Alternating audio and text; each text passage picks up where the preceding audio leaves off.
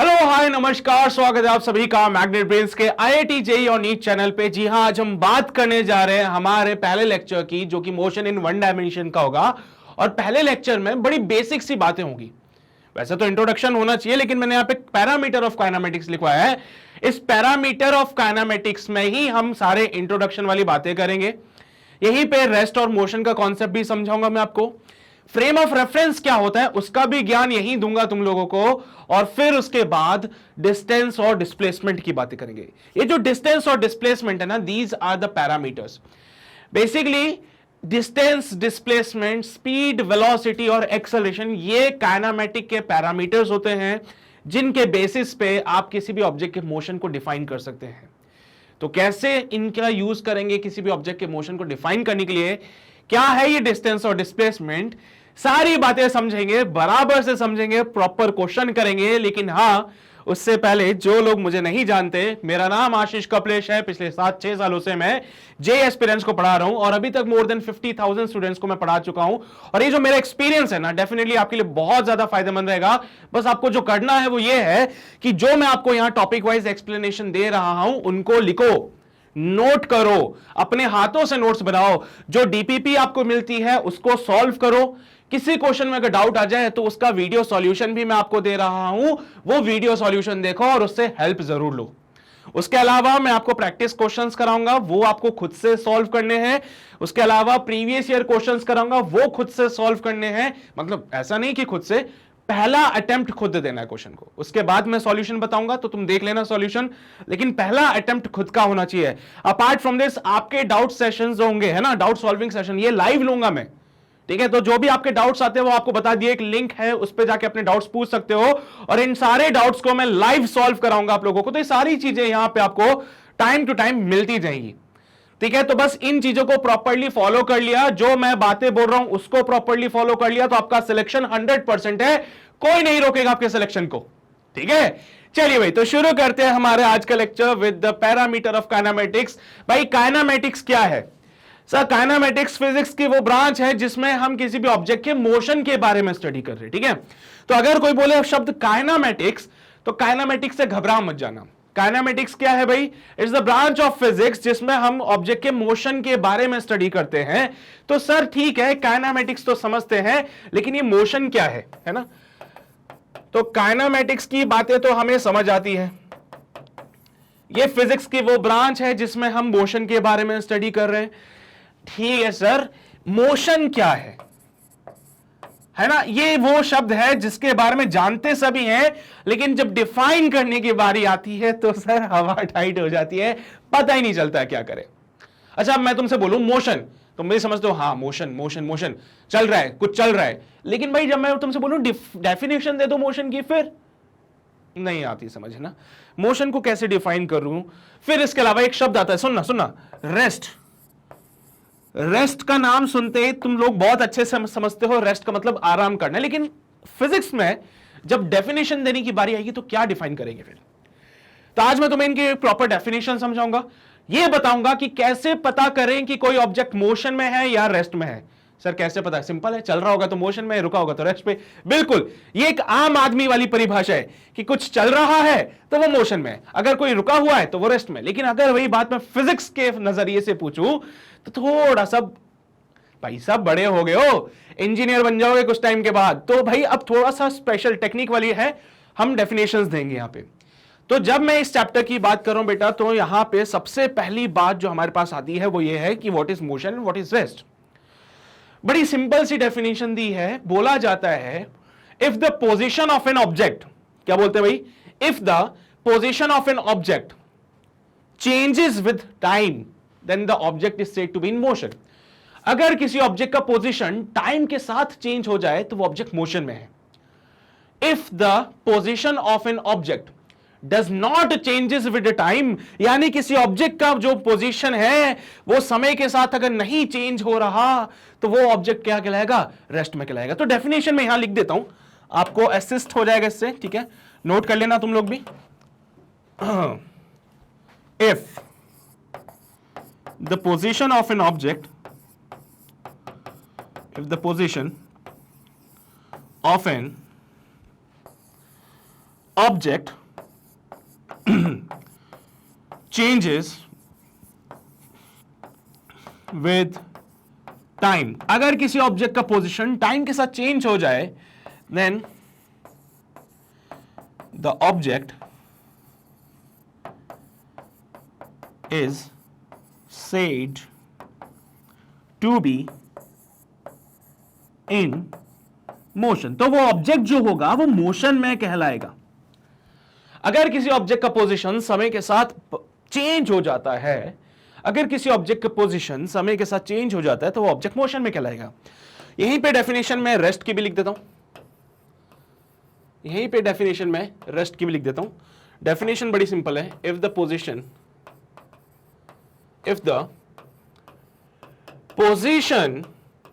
Of an object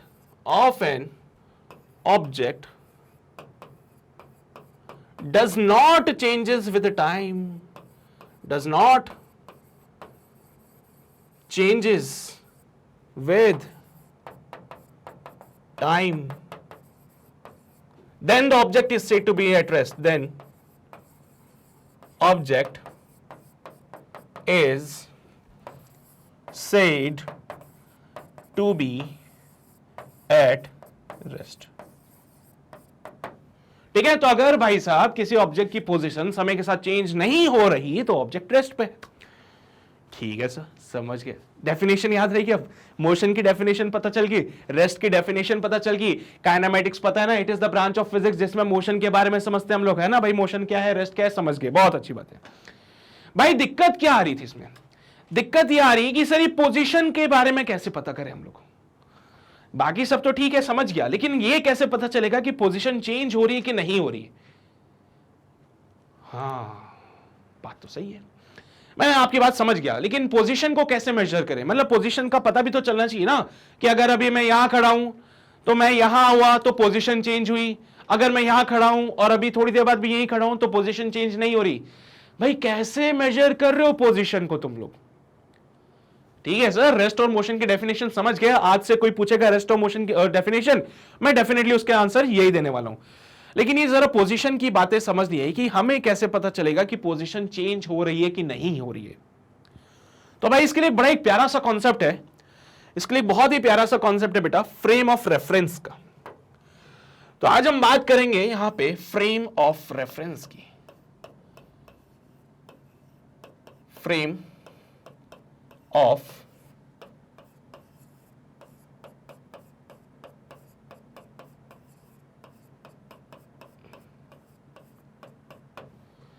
spelling देख लेना, spelling में कभी गलती कर देता हूं मैं। ठीक है sir, now what is this frame of reference?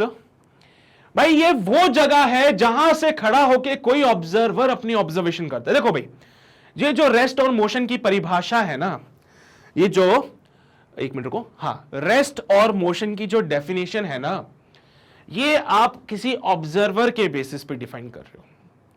क्या मतलब सर? एक टर्म लिखता हूं, बड़ी इंपॉर्टेंट टर्म है, ध्यान से सुना, एक लाइन लिख रहा हूं मैं यहां पे, मोस्ट इंपॉर्टेंट लाइन है,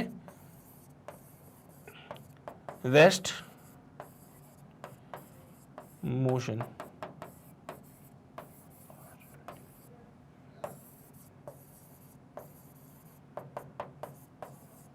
क्या मतलब सर? रिलेटिव रिश्तेदार है कि आपस में? नहीं, देखो भाई, बोला जाता है कि रेस्ट एंड मोशन जो होता है ना वो रिलेटिव है, मतलब वो जो डिफाइन कर रहे हो ना रेस्ट और मोशन, वो किसी के रेस्पेक्ट में डिफाइन करोगे, किसी के रेस्पेक्ट में। जैसे बड़ा अच्छे से समझाऊंगा, इसको ध्यान से सुनो। फ्रेम ऑफ रेफरेंस पढ़ाऊंगा, लेकिन उससे पहले ये समझ लो मैंने क्या बोला।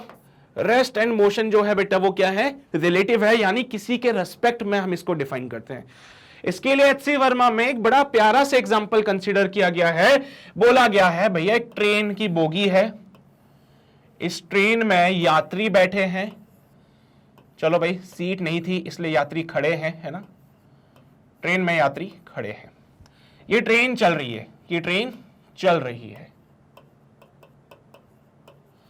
अब हुआ यूं कि भाई साहब इस ट्रेन में घुस गया डाकू मंगल सिंह। ठीक है भाई, मंगल जिसका भी नाम हो गुस्सा ना करे। इस ट्रेन में घुस गया डाकू मंगल सिंह और उसने पकड़ी अपनी बंदूक और बोला हैंड्स अप, कोई अपनी जगह से नहीं लेगा। अब हुआ यूं कि जैसे डाकू मंगल सिंह इस ट्रेन में घुसा और उसने अपनी बंदूक बाहर निकाल के सबसे बोला कि कोई अपनी जगह से नहीं हिलेगा, जो जहां है वहीं खड़े हो जाओ, तो भाई ये लोग डर गए। इन्होंने क्या बोला, ठीक है सर, ठीक है भाई, हम नहीं हिलेंगे, तुम गोली मत चलाना, ये लो भैया हमने अपने हैंड्स अप कर लिए। इन लोगों ने डाकू मंगल सिंह की बात सुन ली और ये लोग हैं रेस्ट पे, है ना। लेकिन वही मैं साइड में पिक्चर देख रहा था, है ना सर, बहुत गलत बात है ये, वहां पे ट्रेन हाईजैक हो गई है और आप यहां खड़े होके देख रहे हो। तो भाई मैं सुपरमैन तो हूं नहीं कि जाके उनको बचाऊंगा, है ना, तो ठीक है क्या करूं, देख ही सकते हो। मैं यहां पे खड़े होके देख रहा, मैं डाकू मंगल सिंह की बात सुन रहा हूं, डाकू मंगल सिंह इनको बोल रहे हैं हैंड्स अप, कोई अपनी जगह से नहीं हिलेगा। मैं देख रहा हूं भाई ये तो अपनी जगह से हिल गए, जैसे जैसे ट्रेन आगे जा रही है ये लोग भी आगे जा रहे। मैं हंस रहा हूं डाकू मंगल सिंह पे कि इसकी बात ही नहीं सुन रहे लोग, तो है ना। डाकू मंगल सिंह ने क्या बोला कि हैंड्स अप, अपनी जगह से कोई नहीं हिलेगा। लेकिन वही मैं बाहर खड़े होके, ट्रेन से बाहर खड़े होके ये सब देख रहा था और मैंने देखा यार इसने बोला था कि कोई अपनी जगह से हिलेगा नहीं, लेकिन ये तो अपनी जगह से हिल रहे, ये तो आगे जा रहे ट्रेन के साथ साथ। मतलब कि ये जो बेचारे पैसेंजर हैं इनका नाम कर देते हैं ना, इनका नाम क्या रखे,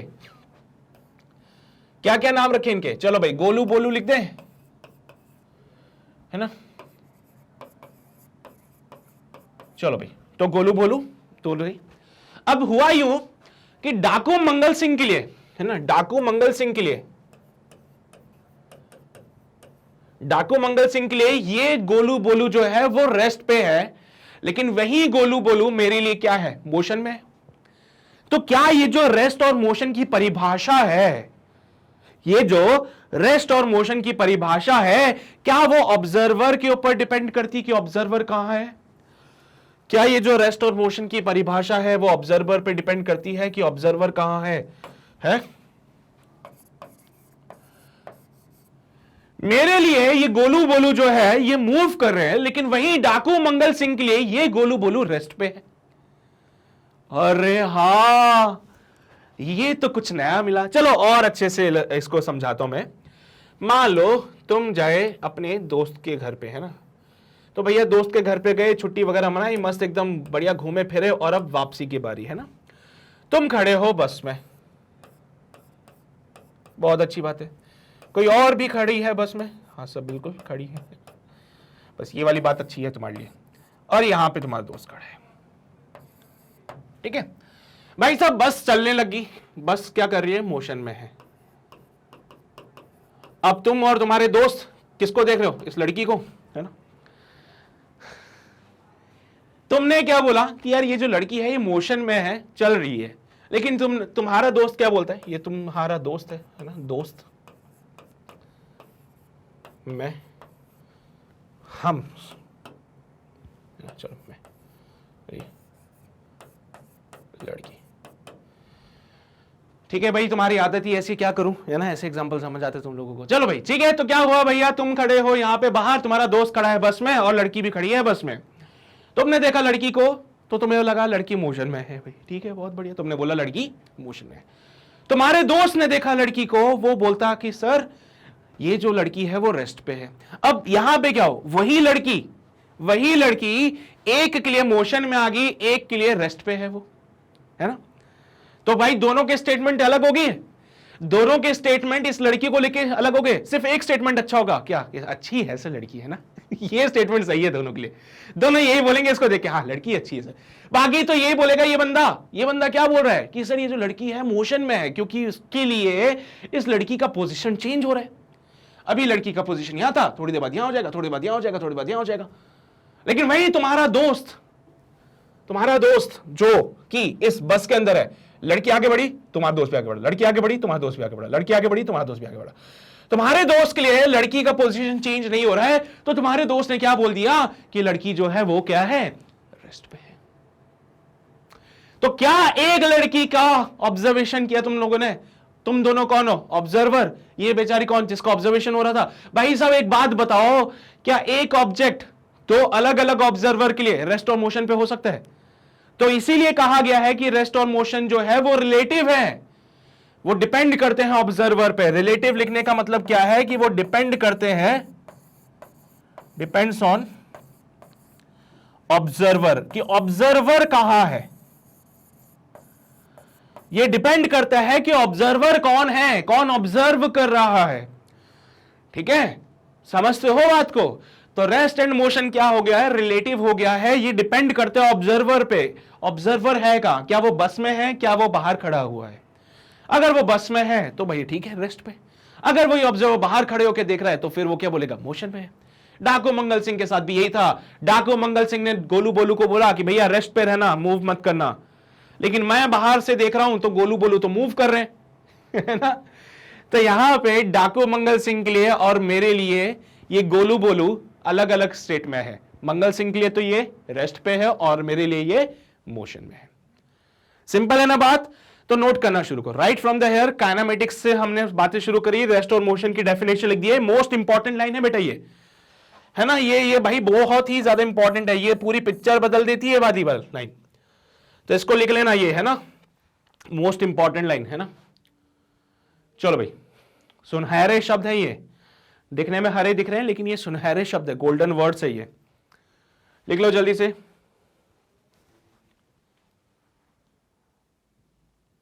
लिख लिया?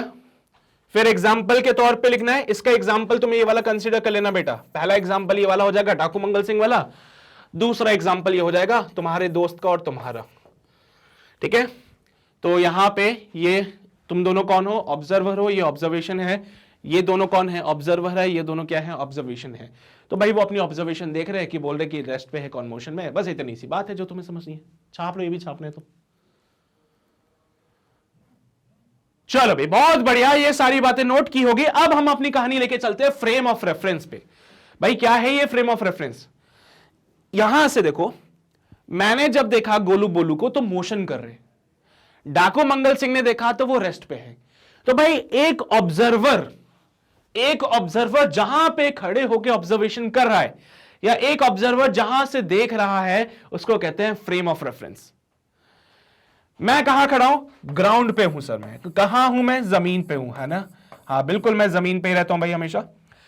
यहां पे भी मैं कहां हूं, ग्राउंड पे हूं। कहां हूं मैं, ग्राउंड पे हूं। तो भाई यहां पे मेरा फ्रेम ऑफ रेफरेंस जो होगा वो क्या हो जाएगा, ग्राउंड।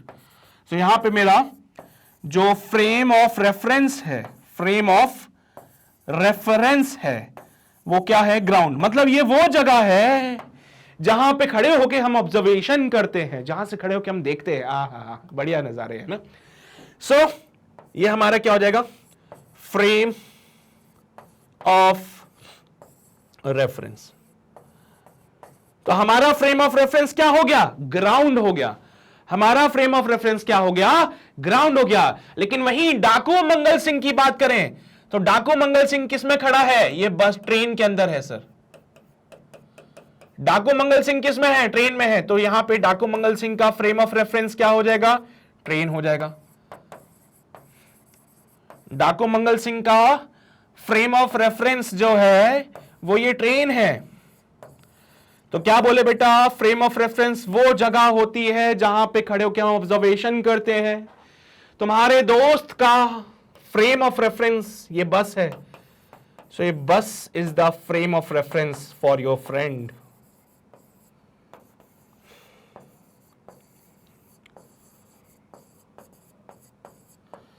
तो तुम्हारे दोस्त का फ्रेम ऑफ रेफरेंस ये बस है, तुम्हारा फ्रेम ऑफ रेफरेंस ये ग्राउंड है। डाकू मंगल सिंह का फ्रेम ऑफ रेफरेंस ये ट्रेन है, तुम्हारा फ्रेम ऑफ रेफरेंस ये ग्राउंड है। बस इतनी सी तो बात है। मतलब कि फ्रेम ऑफ रेफरेंस वो जगह जहां से ऑब्जर्वेशन की जाए। फ्रेम ऑफ रेफरेंस वो जगह है जहां से ऑब्जर्वेशंस की जाए। चलिए भाई, उम्मीद करता हूं बात समझ आ रही होगी, अच्छे से समझ आ रही होगी, बढ़िया तरीके से समझ आ रही होगी। इनको भी मेंशन कर लो फ्रेम ऑफ रेफरेंस को, इनको भी मेंशन कर लो फ्रेम ऑफ रेफरेंस को। कर लिया है, बढ़े आगे। चलो अब कहानी आती है फ्रेम ऑफ रेफरेंस पे। सो फ्रेम ऑफ रेफरेंस वो जगह जहां से ऑब्जर्वेशन की जाती है। अच्छा, अगर मुझे फिजिक्स में बनाना हो कि फ्रेम ऑफ रेफरेंस को कैसे बनाते हैं, तो अगर मेरा फ्रेम ऑफ रेफरेंस बस है तो क्या बस बनाओगे? नहीं सर, ये तो चलो आम आदमी को समझाने के लिए। ये जो परिभाषा दी है फ्रेम ऑफ रेफरेंस की, ये तो किसी आम आदमी को समझाने के लिए। तुम लोग तो थोड़ा स्पेशल हो, अरे तभी तो जेई की तैयारी कर रहे हो, स्पेशल हो तो। हाँ सर बिल्कुल। हम लोग स्पेशल है, हम लोग आगे जाके इंजीनियर बनेंगे, स्मार्ट इंटेलिजेंट लोगों में से हमारी गिनती होगी, तो हम कुछ अलग करेंगे इसमें, है ना। तो भाई पहली बात तो फ्रेम ऑफ रेफरेंस वो जगह जहां से ऑब्जर्वेशन की जाती है। फ्रेम ऑफ रेफरेंस बनाया कैसे जाता है वो मैं तुम्हें सिखाता हूं। भाई फ्रेम ऑफ रेफरेंस बनाने के लिए तुम्हें ज्यादा मेहनत नहीं करनी। फ्रेम ऑफ रेफरेंस बनाने के लिए तुम्हें बस एक छोटा सा कष्ट करना है, वो ये है कि तुम्हें बनाना है कार्टेशियन कोऑर्डिनेट सिस्टम। तुम्हें क्या बनाना है? Cartesian coordinate system. ये बन गया कार्टेशियन कोऑर्डिनेट सिस्टम, ठीक है। इस कार्टेशियन कोऑर्डिनेट सिस्टम में आप बना दो एक घड़ी है, घड़ी, अरे टाइम के साथ में ऑब्जर्वेशन चेंज होती ना, हाँ। तो इस कार्टेशियन कोऑर्डिनेट सिस्टम में आपने बना दी एक घड़ी,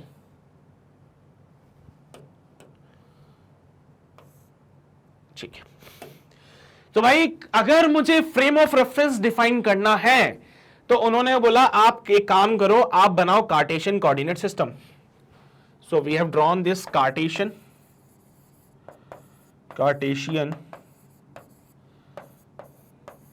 कोऑर्डिनेट सिस्टम। इस कार्टेशियन कोऑर्डिनेट सिस्टम में अगर एक घड़ी को साथ में लगा दिया जाए तो ये हमारा फ्रेम ऑफ रेफरेंस तैयार है पूरा। This is your frame of reference. भाई इसमें मैं मार्किंग कर देता हूं, this will be your X axis, this will be your Y axis, this will be your minus X axis, this will be your minus का Y axis. अब सुनना ध्यान से, भाई ऑब्जर्वर कहां होगा? ऑब्जर्वर कौन? जो देखता है। अब भैया हमने पहले ही बोल दिया कि फ्रेम ऑफ रेफरेंस बनाओगे तो ऑब्जर्वर भी तो बनेगा उसमें। अरे फ्रेम ऑफ रेफरेंस क्या है? ये वो जगह है जहां से कोई ऑब्जर्वर चीजें देखता है। जैसे कि हम ग्राउंड पे खड़े हैं तो ये हमारा फ्रेम ऑफ रेफरेंस हो गया। तो भाई ग्राउंड को डिफाइन किया थोड़ा टेक्निकल टर्म्स में तो कार्टेशियन कोऑर्डिनेट सिस्टम बना दिया।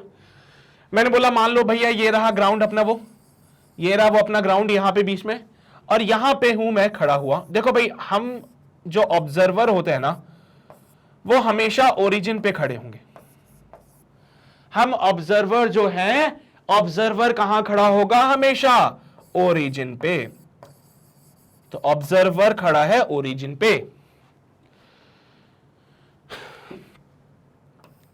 ये थी वो बस जिसमें कि वो है ना, ये वो बस है जिसमें वो थी।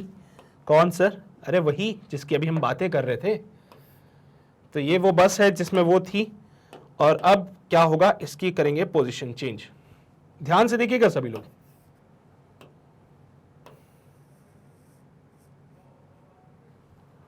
ठीक है, ध्यान से देखना सभी लोग।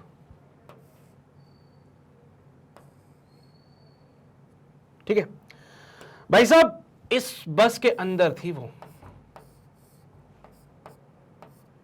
ठीक है, अभी अगर मैं पोजीशन की बात करूं तो इनिशियली एट दिस पोजीशन, यहां पे है इसका पोजीशन, ये इनिशियल पोजीशन है। बस क्या कर रही है? मोशन कर रही है सर। बस क्या कर रही है? मोशन कर रही है।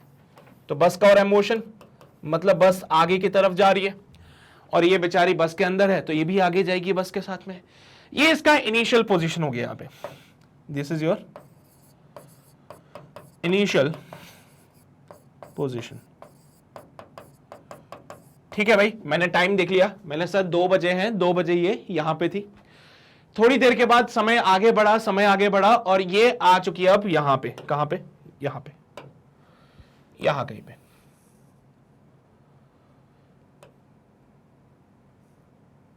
ठीक है, ठीक है, समय आगे बढ़ा, समय आगे बढ़ा, और मैंने देखा कि ये आ चुकी है अब यहां पे। बहुत ही शानदार।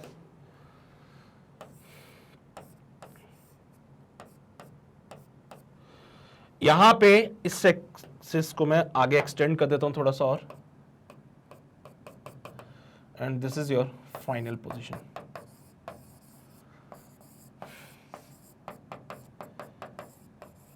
ठीक है, ध्यान से सुनिएगा। घड़ी बना दूं यहां पे, ये लो भाई घड़ी भी बना दी मैंने।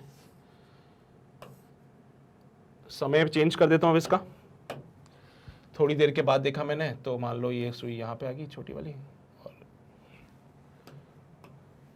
ये वाली सुई यहां पे आ गई। ठीक है, चलो बहुत बढ़िया। भाई यहां पे टाइम देखा तो ये थी, टाइम गया जैसे जैसे समय बीतता गया ये यहां पहुंच गई। मैंने क्या देखा भाई कि जैसे जैसे समय बीतता जा रहा है, पहले उसका कोऑर्डिनेट था x1, पहले उसका कोऑर्डिनेट था यहां पे x1, 0, कुछ समय के बाद उसका कोऑर्डिनेट हो गया x2, 0। तो क्या इसकी पोजीशन चेंज हुई? क्या इसकी पोजीशन चेंज हुई? बिल्कुल हुई। तो मैं एक ऑब्जर्वर जो कि खड़ा हूं अपने फ्रेम ऑफ रेफरेंस में, ये है पूरा फ्रेम ऑफ रेफरेंस, मैं एक ऑब्जर्वर जो खड़ा हूं अपने फ्रेम ऑफ रेफरेंस में, इस फ्रेम ऑफ रेफरेंस से देखने पे मुझे पता चला कि ये जो लड़की थी इसका इनिशियल कोऑर्डिनेट था x1, 0। थोड़े समय के बाद इसका कोऑर्डिनेट हो गया x2, 0। ओहो ये क्या सर, इस लड़की की तो पोजीशन चेंज हो गई। तो मैं क्या कहूं कि अगर सर इसका इनिशियल कोऑर्डिनेट x1, 0 था, फाइनल कोऑर्डिनेट x2, 0 था, मतलब पोजीशन में चेंज हुआ, पोजीशन में चेंज हुआ, तो मैं क्या बोलूंगा?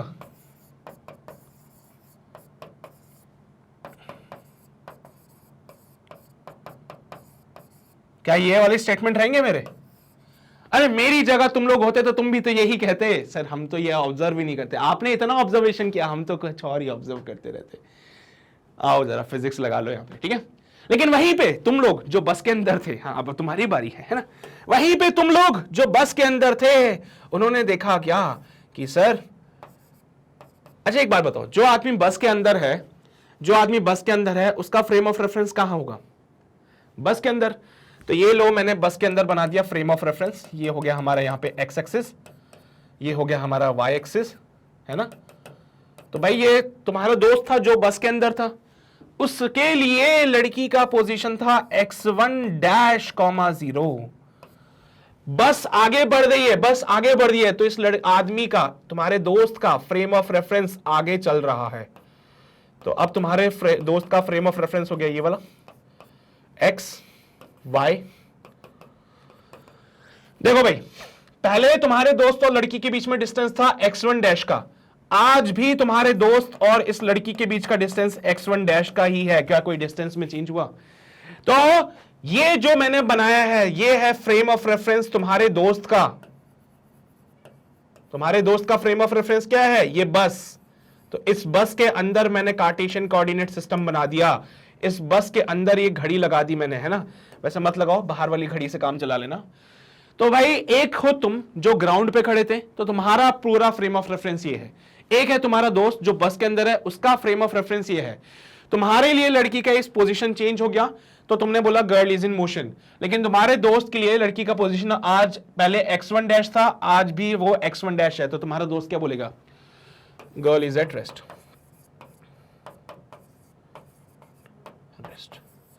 और यही दिक्कत डाकू मंगल सिंह के साथ भी हुई थी, क्योंकि डाकू मंगल सिंह का जो फ्रेम था वो उन ऑब्जर्वर के साथ साथ चल रहा था। तो डाकू मंगल सिंह ने बोला ये रेस्ट पे है, लेकिन वही तुम बाहर से खड़े होकर पिक्चर देख रहे थे, तुमने क्या बोला कि नहीं भाई ये मोशन में है।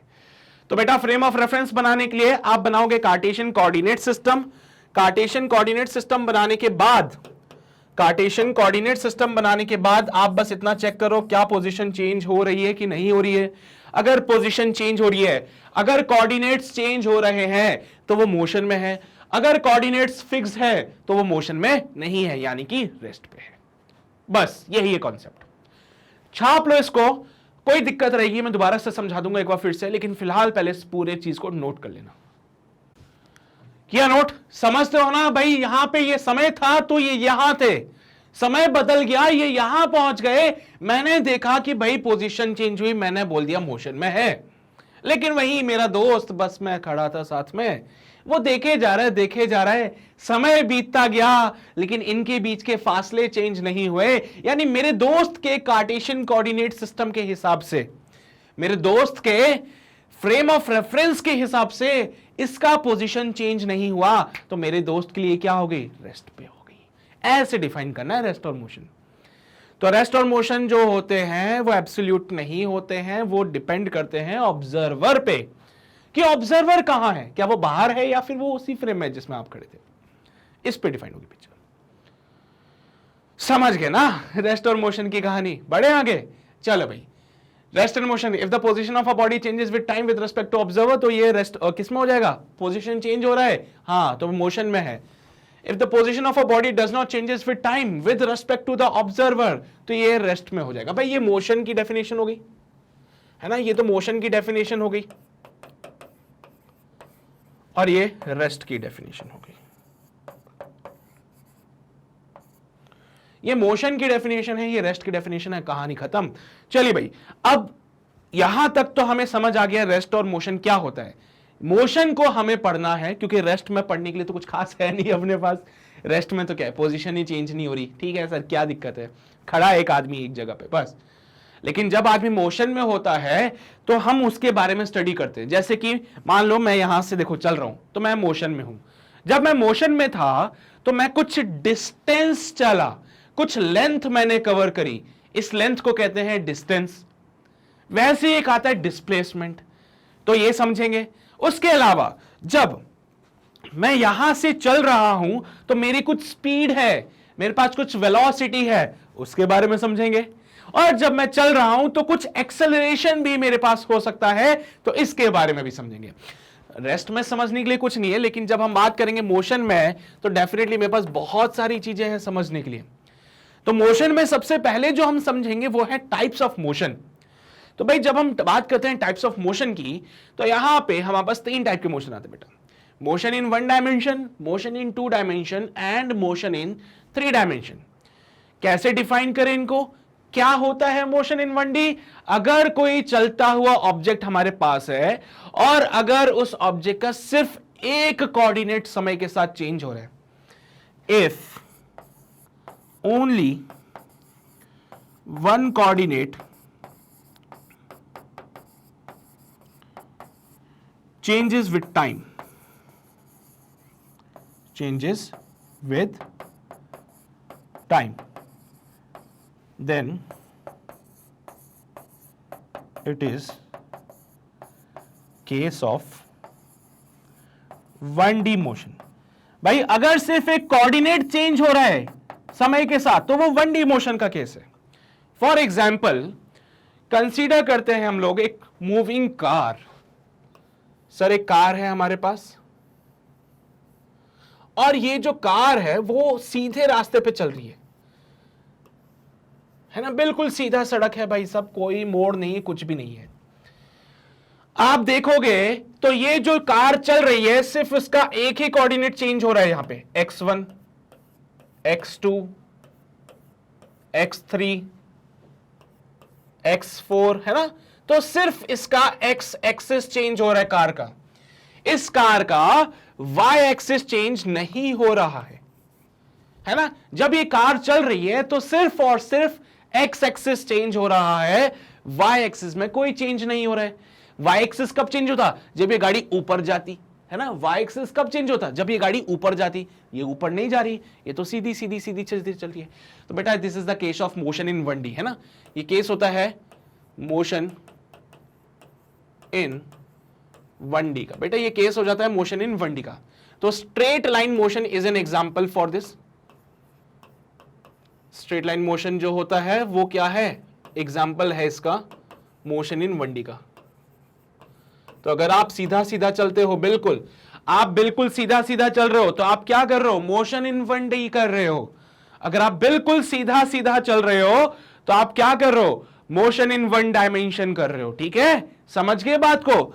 चलिए भाई, तो सिर्फ एक कोऑर्डिनेट चेंज हो रहा है इसलिए ये है मोशन इन 1D। अगला case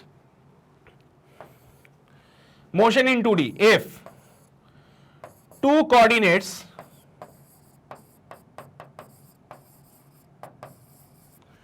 changes with time, if 2 coordinates changes with time, then it is a case of, then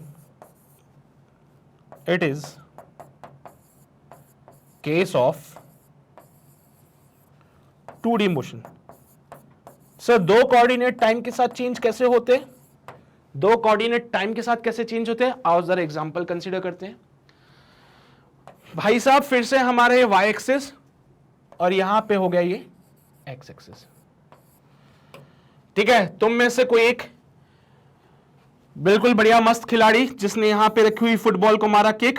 जैसे तुमने फुटबॉल को किक मारा तो क्या हुआ, हाँ जैसे तुमने फुटबॉल को किक मारा तो क्या हुआ, फुटबॉल गई हवा में, फुटबॉल आगे भी जा रही है ऊपर भी जा रही है, आगे भी जा रही है ऊपर भी जा रही है।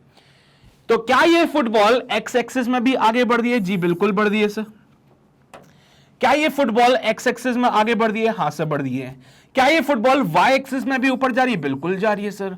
क्या ये फुटबॉल एक्स एक्सिस में आगे जा रही है, क्या ये फुटबॉल वाई एक्सिस में ऊपर बढ़ रही है। तो क्या यहां पे दोनों कोऑर्डिनेट्स चेंज हो रहे हैं टाइम के साथ में, बिल्कुल सर। पहले यहां पे देखो इसके कोऑर्डिनेट्स थे, यहां पे कोऑर्डिनेट्स क्या लिखेंगे, x1 y1, पहले इसके कोऑर्डिनेट्स यहां पे x1 y1 थे। अभी फुटबॉल यहां पे आ जाएगी तो कोऑर्डिनेट्स हो जाएंगे x2 y2। तो यहां पे आप देख रहे हो x कोऑर्डिनेट और y कोऑर्डिनेट दोनों चेंज हो रहे हैं। इस कार की तरह नहीं, इस कार की तरह सिर्फ x एक्सिस चेंज नहीं हो रहा है, यहां पे x1, यहां पे y1, यहां पे x2, यहां पे y2, यहां पे x और y दोनों में चेंज हो रहा है, ठीक है। तो इस कार की तरह नहीं है, यहां पे x एक्सिस में भी चेंज हो रहा है और y एक्सिस में भी चेंज हो रहा है। तो ऐसा जो मोशन होता है वो होता है motion in 2D। So this is a case of motion in 2D। बेटा ऐसा मोशन जो होता है वो कहलाता है प्रोजेक्टाइल मोशन, जिसको हम आगे पढ़ने वाले हैं। ये जो मोशन है ना ऐसा वाला, हाँ ऐसे करके आती बॉल, देखा होगा पूरी हवा में, है ना। तो बेटा ये जो पूरा मोशन होता है ना, इसको कहते हैं प्रोजेक्टाइल मोशन। इस पे पूरा एक चैप्टर है बेटा, वो पढ़ेंगे भी हम लोग, ठीक है, पढ़ेंगे हम प्रोजेक्टाइल मोशन। अच्छा, इसके अलावा कोई और एग्जांपल हो सकता है क्या सर? बिल्कुल, circular motion is an example. कैसे सर सर्कुलर मोशन कैसे होगा?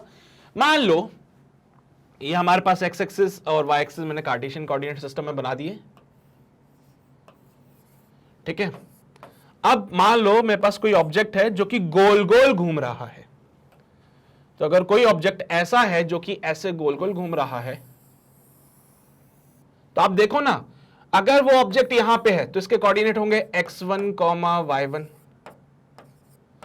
फिर वो पार्टिकल यहां पे चला जाएगा, ओहो क्या लिख रहा हूं मैं, है ना। जब पार्टिकल सर्कुलर पाथ मूव कर रहा है, सर्कल में घूम रहा है, बेटा ये होता है सर्कुलर मोशन। अगर कोई भी पार्टिकल सर्कल में घूमता है तो वो सर्कुलर मोशन कहलाता है। तो यहां पे देखो, जब वो ए पॉइंट पे था तो उसके कोऑर्डिनेट्स थे x1, 0। जब वो बी पॉइंट पे आया उसके कोऑर्डिनेट्स होंगे 0, y1। फिर वो यहां सी पॉइंट पे आया, कोऑर्डिनेट्स होंगे है माइनस का x1, 0, है ना। और जब वो यहां पे डी पॉइंट पे आया तो कोऑर्डिनेट्स होंगे 0, माइनस का y1। तो आप देख रहे हो जैसे जैसे वो पार्टिकल आगे बढ़ता जा रहा है, with the passage of time, समय के साथ साथ उसके कोऑर्डिनेट्स चेंज हो रहे हैं। So with respect to time, with respect to time coordinates are changing। हाँ सर बिल्कुल, समय के साथ कोऑर्डिनेट्स चेंज हो रहे हैं। तो ये क्या मोशन है? जी बिल्कुल सर ये मोशन है। अगर समय के साथ कोऑर्डिनेट्स बदलते जाते हैं तो वो जो पार्टिकल है, यहां पे जो भी पार्टिकल होगा, ये बॉल ले लीजिए कुछ भी, है ना, तो ये बॉल क्या सर्कुलर मोशन कर रही है? जी बिल्कुल, ये एग्जाम्पल हो गया सर्कुलर मोशन का, ये एग्जाम्पल हो गया सर्कुलर मोशन का। अच्छा एक बात बताओ, क्या इसमें दोनों कोऑर्डिनेट्स चेंज हो रहे हैं?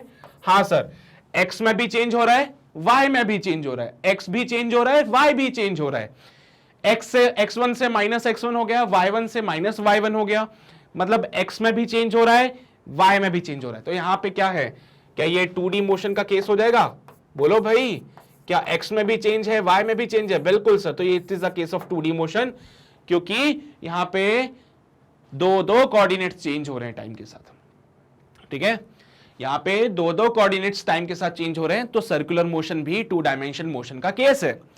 सो 2 डायमेंशन मोशन में हमने कौन कौन से केस पढ़े? एक तो प्रोजेक्टाइल मोशन का और एक सर्कुलर मोशन का। ये दोनों मोशन मैं आपको पढ़ाऊंगा आगे चल के, बिल्कुल भी चिंता मत करना। सर्कुलर मोशन पूरा डिटेल में पढ़ेंगे और प्रोजेक्टाइल मोशन को भी पूरा डिटेल में पढ़ेंगे, तो इसकी चिंता बिल्कुल भी मत करना। इस चैप्टर में, ये जो भी चैप्टर हमने शुरू किया है, यहां पे हमारा पूरा का पूरा जो फोकस होगा वो मोशन इन 1D पे होगा बेटा। इस चैप्टर में पूरा फोकस हम करेंगे मोशन इन 1 डायमेंशन में। इसके बाद मोशन इन 2 डायमेंशन पढ़ेंगे, जिसमें प्रोजेक्टाइल मोशन को पढ़ेंगे पहले, उसके बाद हम सर्कुलर मोशन पे आएंगे फिर, ठीक है। चलिए भाई, तो समझ आता है मोशन इन 2D। फिर आता है बेटा मोशन इन 3D का केस, और मोशन इन 3D में हम क्या बोलते हैं, if all the 3 coordinates, if all the 3 coordinates changes with time,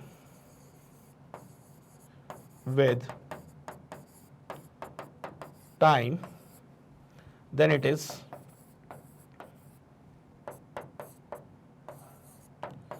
case of 3D motion. तो ये केस हो जाता है 3D मोशन का। सर 3D मोशन के एग्जांपल, आओ जरा एग्जांपल भी देते तो उसको, है ना, एग्जांपल क्या होगा 3D मोशन का? चलो आओ, चलो देखते हैं।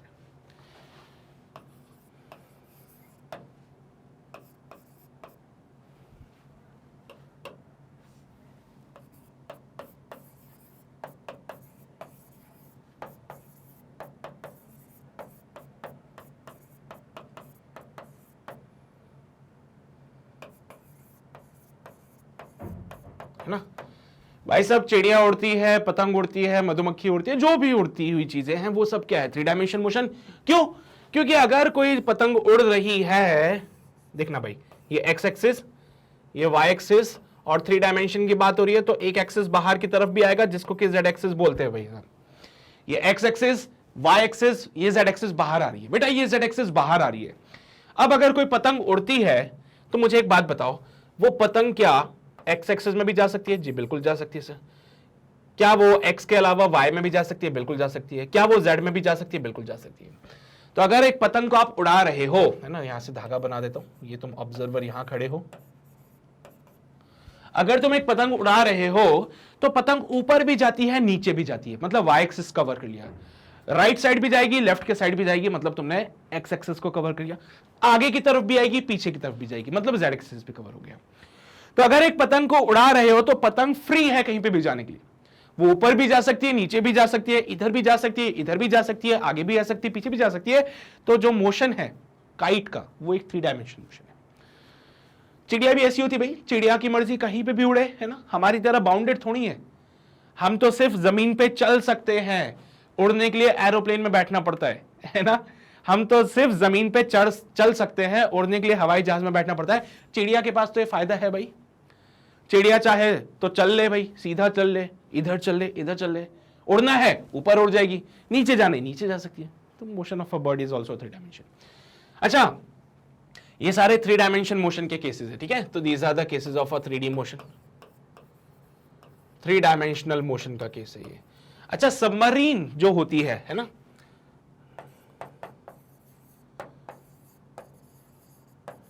पानी में जो सबमरीन्स होती हैं, क्या उनका मोशन भी 3D होगा?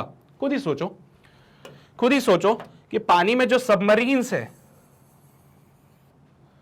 ना, क्या उनका भी मोशन ऐसा ही होता है क्या? बिल्कुल सर, सही है।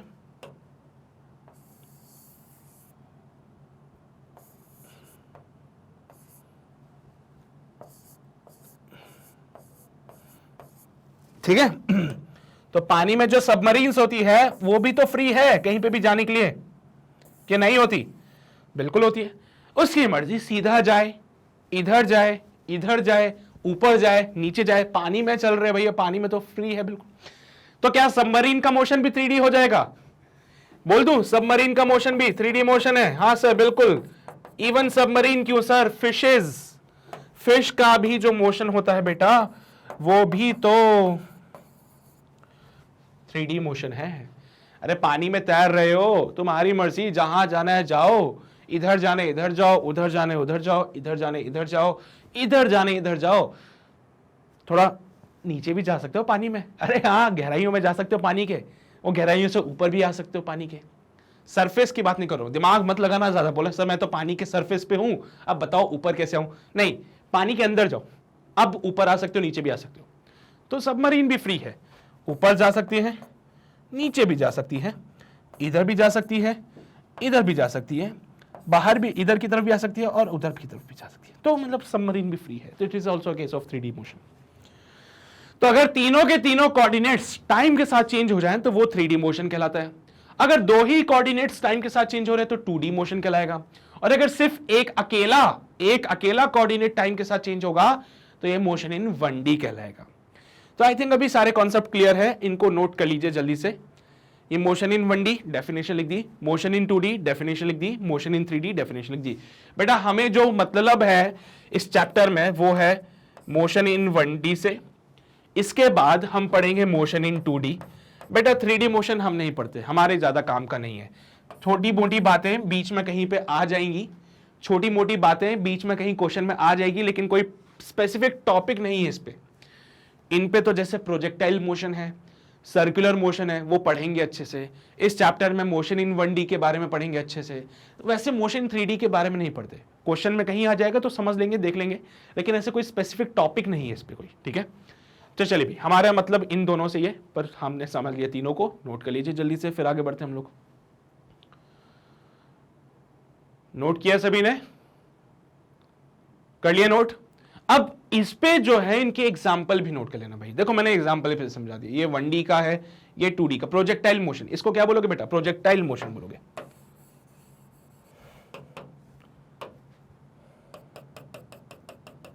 So it is a case of a projectile motion, ठीक है। हाँ, ये प्रोजेक्टाइल मोशन का केस होता है, 2D मोशन का केस है। फिर circular motion is also case of a 2D motion, है ना। सर्कुलर मोशन भी 2D मोशन का केस होता है। कोऑर्डिनेट चेंज हो रहा है ना भैया, पहले x1 से माइनस का x1 हो गया, y1 से माइनस का y1 हो गया, मतलब x में भी चेंज हुआ, y में भी चेंज हुआ। और अगर दोनों कोऑर्डिनेट्स चेंज होते हैं तो डेफिनेटली ये 2D मोशन का केस है। फिर आगे आते हैं 3D मोशन का केस। तो 3D मोशन में क्या होता है? तीनों कोऑर्डिनेट्स चेंज होते हैं। तो यहां पे देखो x में भी चेंज है, y में भी चेंज है, z में भी चेंज है।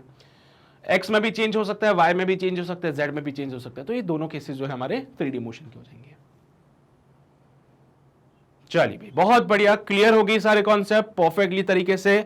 हमने समझा रेस्ट क्या होता है, हमने समझा मोशन क्या होता है, फिर हमने मोस्ट इंपॉर्टेंट जो सुनहरे शब्दों में लिखी हुई थी बातें, वो ये समझी कि रेस्ट और मोशन जो है वो रिलेटिव है, वो ऑब्जर्वर पे डिपेंड करते हैं कि ऑब्जर्वर कहां से ऑब्जर्वेशन कर रहा है, ऑब्जर्वर का फ्रेम ऑफ रेफरेंस क्या है।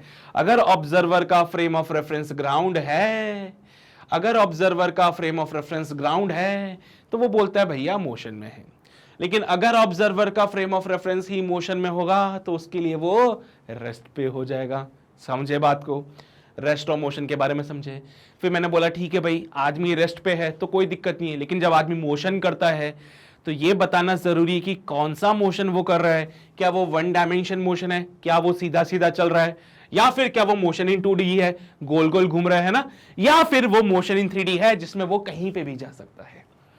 तो हमने बोला ठीक है भाई, मोशन इन 1D समझ आया, मोशन इन 2D समझ आया, मोशन इन 3D भी समझ आया, पर हमारे लिए जो काम का है बेटा वो 1D वाला मोशन और 2D वाला मोशन है। कभी मोशन इन 3D से सवाल आएगा तो हम कर लेंगे, सिर्फ एक एक्स्ट्रा कोऑर्डिनेट उसमें लगाना है, वो है z एक्सिस वाला, बस। तो तीनों कोऑर्डिनेट्स को डील करना हमें आता है, ऐसे इतने कमजोर हम नहीं है कि हम तीनों कोऑर्डिनेट्स को कभी डील ना कर सकें। और कभी ऐसा सवाल आ गया तो तुम मेरे पे भरोसा रखो, मैं तुम्हें डेफिनेटली सॉल्व कराऊंगा। उनके मैंने केसेस बता दिए, एग्जांपल्स बता दिए, कौन कौन से मोशंस होते हैं जो हम कंसीडर करते हैं, सारी बातें हमने समझ ली अच्छे तरीके से। अब मोशन के टाइप समझ गए, अब मोशन को समझते हैं, है ना सर। हम अभी बात करेंगे मोशन इन 1D की, लेकिन उससे पहले मोशन को समझाओ। तो भाई किसी भी मोशन को समझने के लिए आपको इन 5 पॉइंट्स की बेशक जरूरत पड़ने वाली है। पहला होता है डिस्टेंस। अगर कोई ऑब्जेक्ट मोशन कर रहा है, अगर कोई ऑब्जेक्ट मूविंग है, तो उसके मोशन को समझने के लिए आपको इन 5 पॉइंट्स की जरूरत पड़ेगी। डिस्प्लेसमेंट,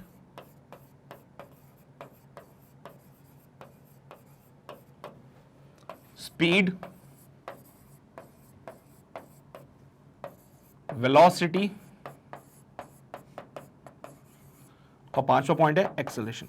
यानी कि अगर कोई चल रहा है, जैसे कि कोई गाड़ी चल रही है, मैंने तुमसे बोला भैया गाड़ी चल रही है ना, मैंने तुमसे बोला कि ये जो कोई गाड़ी है हमारे पास ये चल रही है, तो तुम मुझसे क्या सवाल पूछोगे फिर?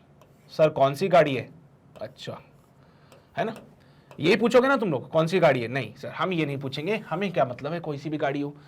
अगर मैंने बोला कि गाड़ी चल रही है तो तुम्हारा सवाल आता है कि सर गाड़ी की स्पीड क्या है, गाड़ी की डायरेक्शन क्या है, कौन सी डायरेक्शन में जा रही है। तो अगर मैं डायरेक्शन और स्पीड को कंसीडर करूं तो वेलोसिटी बोल दूंगा। फिर तुम पूछोगे सर गाड़ी का एक्सेलरेशन कितना है, एक्सेलरेटर होता है ना गाड़ी के अंदर, हाँ सर बाइक में भी होता है एक्सेलरेटर, तो एक्सेलरेशन क्या है गाड़ी का ये पूछ सकते हो। तो अगर मैंने बोला कि ये कोई कार है जो कि मोशन में है, तो जो तुम्हारे सवाल आएंगे वो सवाल ये होते हैं कि सर इस गाड़ी के पास कितनी स्पीड है, गाड़ी के पास क्या वेलोसिटी, मतलब कौन सी डायरेक्शन में चल रही है वो, गाड़ी के पास कितना एक्सेलरेशन है। या फिर अगर कोई तुमसे ज्यादा ही बोल दे तो तुम क्या बोलते हो कि सर गाड़ी कितना चल गई है ना, कितना चली है।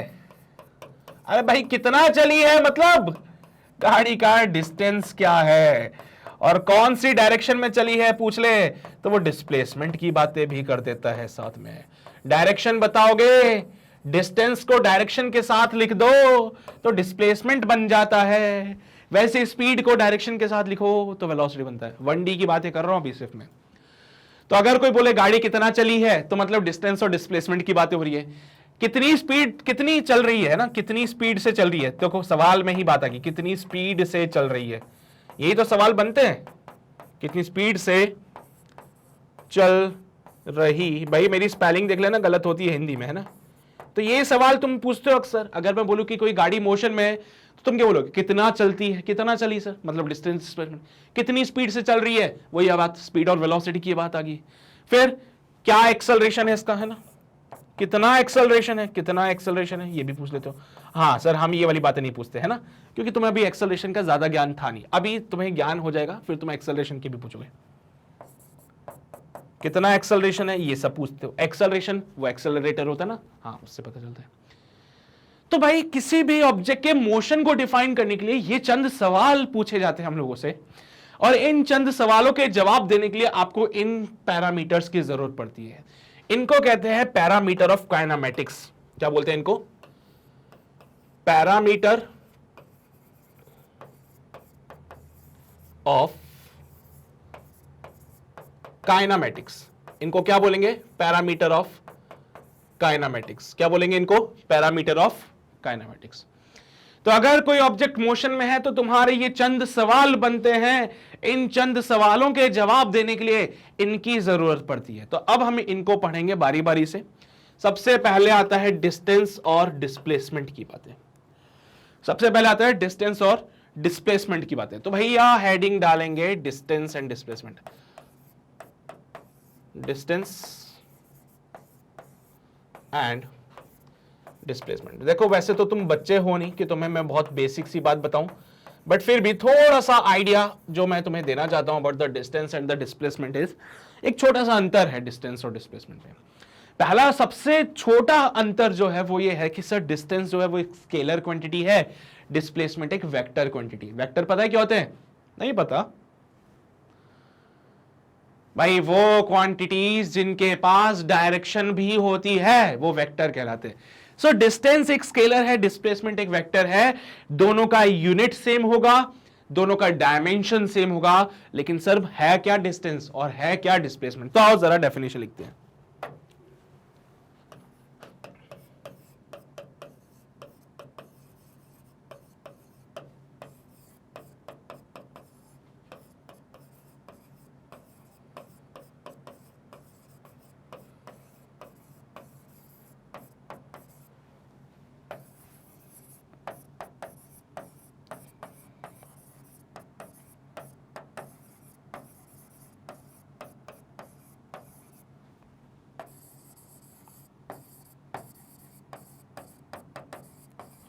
ठीक है, कोई भी मूविंग बॉडी कितना लेंथ चल रही है वो डिस्टेंस बताता है।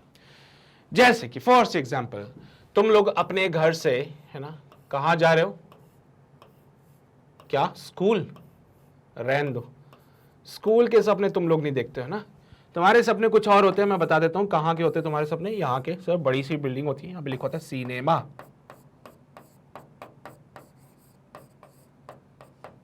ठीक है। तो तुम्हारी ख्वाहिश तो बस यही की होती है कि हम बढ़िया सिनेमा में जाएं, पिक्चर पिक्चर देखें मस्त एकदम, है ना। मूवी लगी होती जानी दुश्मन, नहीं नहीं सर, आजकल एडवांस मूवीज होगी है ना, जानी दुश्मन तो पुराने जमाने की पिक्चर होगी। यहाँ पे पोस्टर पोस्टर लगे होते हैं हीरो के, है ना। क्या प्यार का बदला, चलो छोड़ो उसको भी, ठीक है। तो भाई तुम गए अपने घर से सिनेमा, लेकिन क्या हुआ सर, हम अपने घर से निकले लेकिन यहाँ पे किसी और को भी उठाना था। अब अकेले तो जाओगे नहीं सिनेमा देखने के लिए, किसी को तो लेके जाओगे। बिल्कुल सर। तो भाई पिक्चर देखने जाना है, पिक्चर देखने अकेले तो जाओगे नहीं, पहले जाओगे यहाँ पे अपने दोस्त के घर पे, फिर दोस्त को उठाओगे है ना, पीछे बिठाओगे, फिर जाओगे सिनेमा। तो भाई तुम्हारे घर से तुम्हारे दोस्त का घर था 5 किलोमीटर, फिर तुम्हारे दोस्त के घर से सिनेमा था अगले 5 किलोमीटर।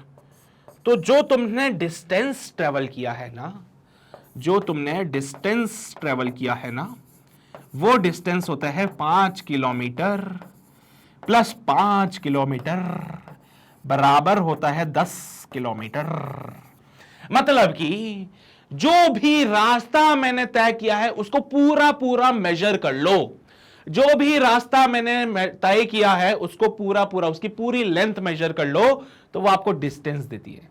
लेकिन वही मैं बात करूं डिस्प्लेसमेंट की, वही अगर मैं बात करूं डिस्प्लेसमेंट की, तो यहां पे लिख देता हूं सेकंड नंबर पे डिस्प्लेसमेंट। सो भाई साहब, displacement is nothing but the shortest distance between the initial and the final position.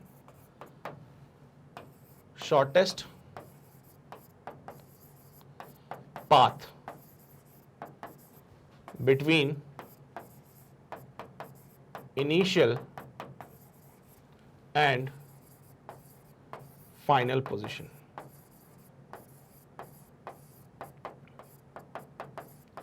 मतलब कि सीधा मेरे घर से सिनेमा हॉल का जो डिस्टेंस है, सबसे छोटा रास्ता मेरे घर से सिनेमा हॉल तक का सबसे छोटा रास्ता, दिस इज योर डिस्प्लेसमेंट। अब जो भी होगा, मान लो 7 किलोमीटर पड़ा है ना, 7 भी क्यों सर, मान लो सबसे छोटा रास्ता था 6 किलोमीटर का।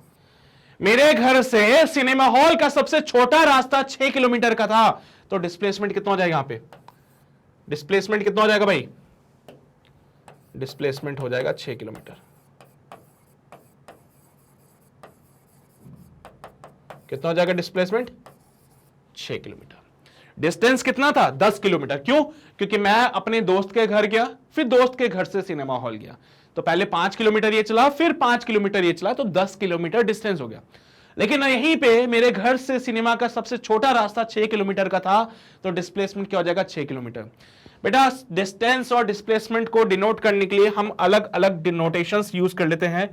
कुछ लोग इसको S से डिनोट करते हैं, कुछ लोग इसको D से डिनोट करते हैं। सो डोंट गेट कंफ्यूज्ड, बिल्कुल भी परेशान मत होना कि सर क्या लिखे, S लिखे या D लिखे, जो तुम्हें अच्छा लिखे वो लिखो, है ना। तो डिस्प्लेसमेंट को लिखोगे S वेक्टर से या फिर D वेक्टर से। भैया देखो वेक्टर है तो वेक्टर का साइन तो बनाना पड़ेगा, तो आप इसको लिख सकते हो S से या फिर D से। ये S है तो यहां पे बेटा S कितना हो जाएगा, 10 किलोमीटर, और यहां पे S वेक्टर क्या हो जाएगा, 6 किलोमीटर। अभी डायरेक्शन लगाना भी जरूरी है, तो डायरेक्शन की बातें हम बाद में करेंगे, अभी सिर्फ मैग्नीट्यूड को कंसीडर करो। सो बस इतना सा अंतर है डिस्टेंस और डिस्प्लेसमेंट का, फटाफट से नोट करो, फिर हम आगे बढ़ते। कर लिया नोट, समझ गए ना क्या अंतर है डिस्टेंस और डिस्प्लेसमेंट के बीच में। बड़ा सिंपल सा फंडा है भाई। अब इससे रिलेटेड कुछ ज्ञान की बातें हैं, जरा आओ नोट करते हैं। तो यहां लिखेंगे हम #AK सर का ज्ञान। देखो भैया AK सर का जो ज्ञान है ना, AK सर मतलब मैं हूं, मेरी बातें कर रहे हैं यहां पे, है ना, ज्ञान।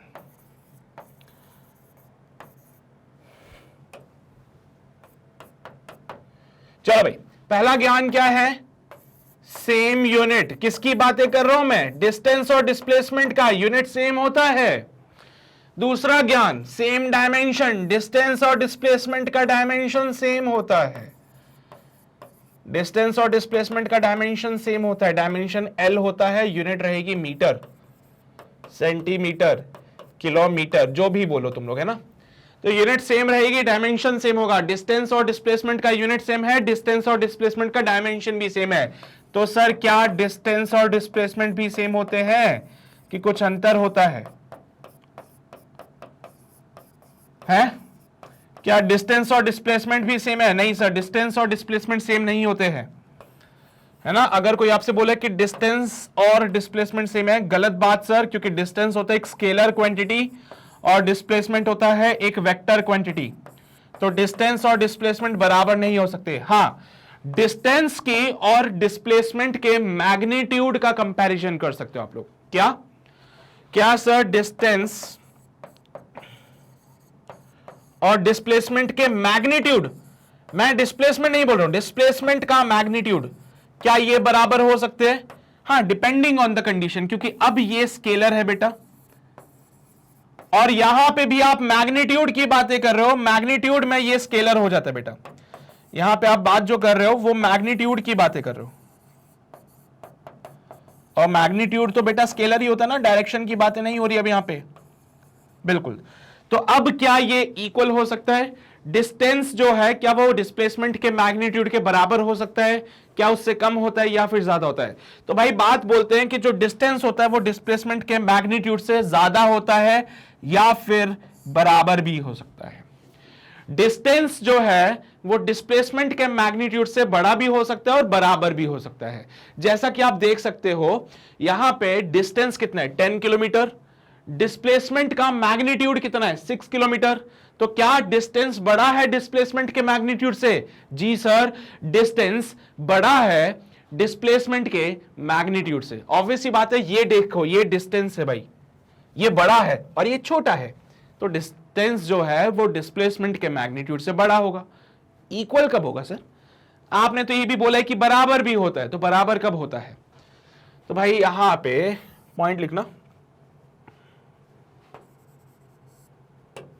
पांचवा पॉइंट लिखेंगे, डिस्टेंस बराबर होता है डिस्प्लेसमेंट के मैग्नीट्यूड के। डिस्टेंस बराबर होता है डिस्प्लेसमेंट के मैग्नीट्यूड के only and only when it is a straight line motion. Only in case of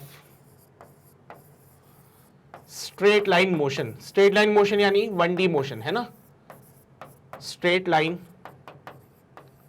motion, या फिर मैं बोलूं 1D मोशन। जैसे सर, आओ समझाता हूं। ये कोई बालक है हमारे पास, बालक का नाम है बउआ। बउआ चले इधर और पहुंचे यहां पे।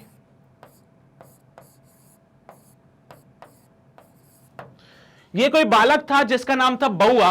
अभी बालक चला उधर और पहुंच गया वहां जाके। भाई बालक कितना चला? सर बालक कुल मिला के चला है 5 किलोमीटर। क्या वो सीधे सीधे रास्ते पे चल रहा था? हां सर। तो सर ये रही बालक की इनिशियल पोजीशन, यही रही बालक की फाइनल पोजीशन। ये बालक 5 किलोमीटर चला है, तो क्या 5 kilometre is the distance travelled by the बालक? हां सर बिल्कुल, 5 kilometre is the distance travelled by the बालक। इस बउआ ने 5 किलोमीटर का डिस्टेंस ट्रेवल करा है। ये इनिशियल है, ये फाइनल है। इनिशियल और फाइनल के बीच का सबसे छोटा रास्ता भी डिस्प्लेसमेंट होता है। तो क्या यही 5 किलोमीटर हमारा डिस्टेंस और यही 5 किलोमीटर क्या हमारा डिस्प्लेसमेंट भी हो जाएगा? सोच के देखो जरा। यही 5 किलोमीटर डिस्टेंस है और यही 5 किलोमीटर डिस्प्लेसमेंट का मैग्नीट्यूड भी है। बेटा मैं अभी सिर्फ मैग्नीट्यूड की बातें कर रहा हूं, मैग्नीट्यूड कंसीडर करते हैं, डायरेक्शन को नहीं। बोलो जरा, क्या ये इनिशियल था, ये फाइनल था? इनिशियल फाइनल के बीच का डिस्टेंस है 5 किलोमीटर, तो भैया बालक चला है 5 किलोमीटर, तो डिस्टेंस 5 किलोमीटर है। और इनिशियल और फाइनल के बीच का सबसे छोटा रास्ता डिस्प्लेसमेंट होता है, वो भी 5 किलोमीटर है। तो अगर कोई ऑब्जेक्ट सीधा सीधा चलता है यानी कि स्ट्रेट लाइन मोशन करता है, या फिर बोलो 1D मोशन करता है, तो ही डिस्टेंस और डिस्प्लेसमेंट बराबर होंगे। अदरवाइज डिस्टेंस हमेशा बड़ा होता है डिस्प्लेसमेंट से। 2D मोशन में ऐसा ही होगा बेटा, 3D मोशन में भी ऐसा ही होगा। सिर्फ 1D मोशन में, सिर्फ 1D मोशन में डिस्टेंस और डिस्प्लेसमेंट बराबर होते हैं। बाकी कोई भी मोशन ले लो, डिस्टेंस बड़ा होगा डिस्प्लेसमेंट से।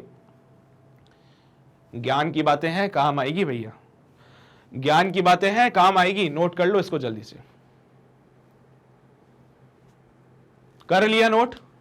समझ गए बातें?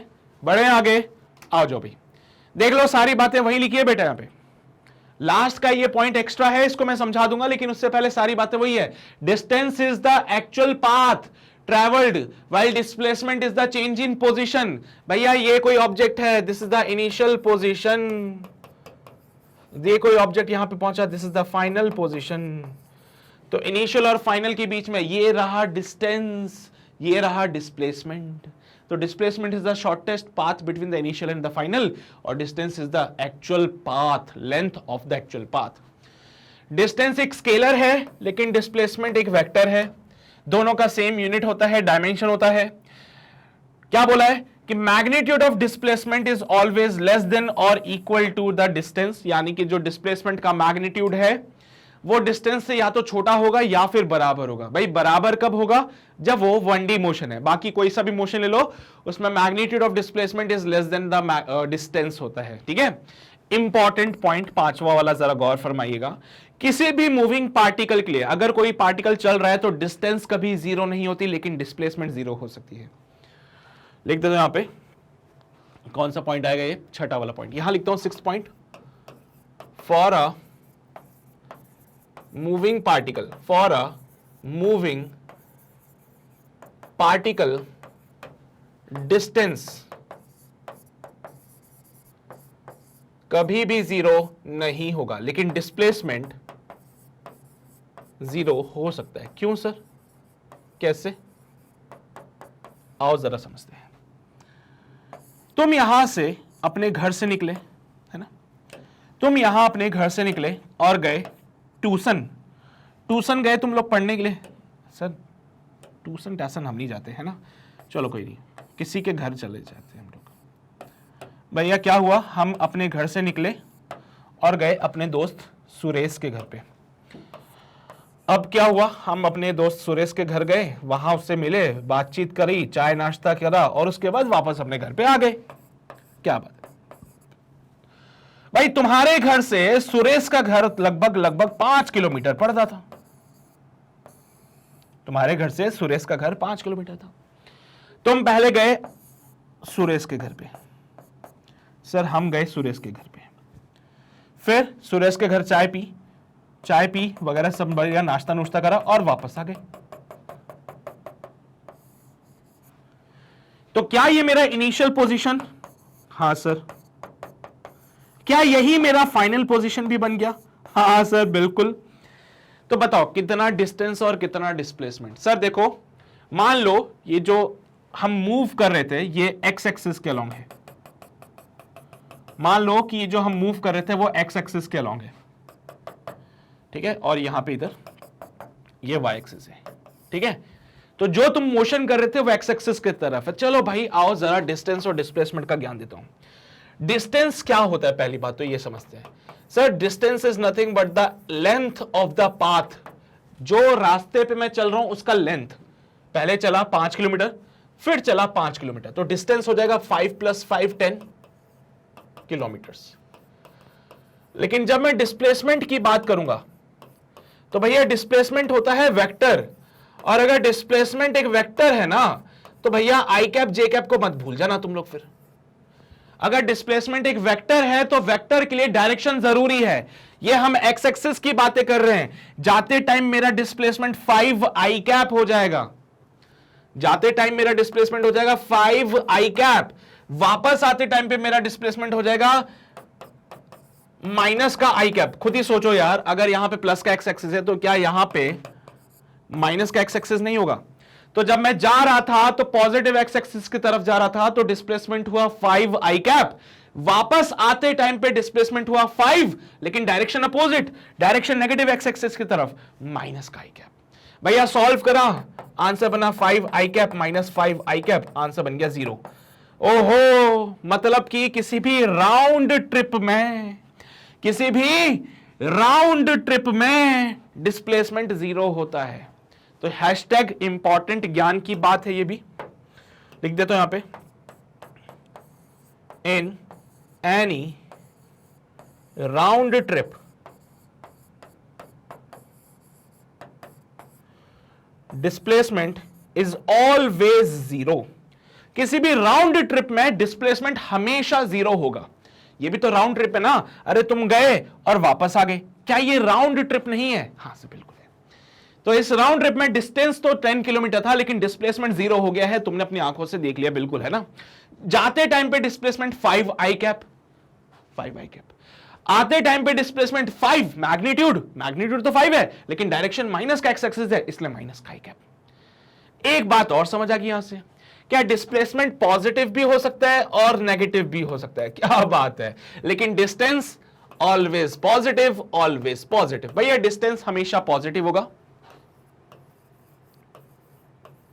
ऑलवेज पॉजिटिव, लेकिन डिस्प्लेसमेंट कैन बी पॉजिटिव और नेगेटिव। वो डिपेंड करता है डायरेक्शन पे, फिर वो डिपेंड करता है डायरेक्शन में कि आप कौन सी डायरेक्शन में जा रहे हो, क्या आप पॉजिटिव डायरेक्शन में जा रहे हो, क्या आप नेगेटिव डायरेक्शन में जा रहे हो, वो डिपेंड करता है डायरेक्शन पे। फिर तो ये हमारे डिस्टेंस और डिस्प्लेसमेंट खत्म हो गया। इतनी सी बातें थी इससे भाई, इतनी सी बातें थी इसमें से। तो क्या बोला, डिस्टेंस हमेशा पॉजिटिव होगा भैया, जो कि कभी जीरो नहीं हो सकता। डिस्प्लेसमेंट जीरो हो सकता है, पॉजिटिव हो सकता है, नेगेटिव हो सकता है। किसी भी राउंड ट्रिप में डिस्प्लेसमेंट जीरो है, तुम अपने दोस्त के घर पे गए, वापस अपने घर पे आ गए, एक राउंड ट्रिप तुमने कंप्लीट किया, अगर इनिशियल और फाइनल पोजीशन सेम है तो राउंड ट्रिप होता है बेटा। किसी भी राउंड ट्रिप में इनिशियल और फाइनल पोजीशन सेम होते हैं, तो इसमें डिस्प्लेसमेंट जीरो हो जाएगा। ये positive x axis, negative x axis, ऊपर वाई एक्सिस था, ठीक है। तो हमने बोला भैया मोशन जो भी एक्स एक्सिस पे है और एक्स एक्सिस पे डायरेक्शन जो आप लेते हो वो आई कैप लेते हो, तो ये आई कैप की कहानी आ गई। डिस्प्लेसमेंट पॉजिटिव भी हो सकता है, डिस्प्लेसमेंट नेगेटिव भी हो सकता है, डिपेंडिंग ऑन द डायरेक्शन बेटा, ठीक है। तो एक काम कर लो, यहां से नोट कर लो सारी बातें। ये एके सर का ज्ञान है भाई, काम आएगा क्वेश्चन सॉल्विंग में, बहुत काम आएगा क्वेश्चन सॉल्विंग में ये सारी बातें।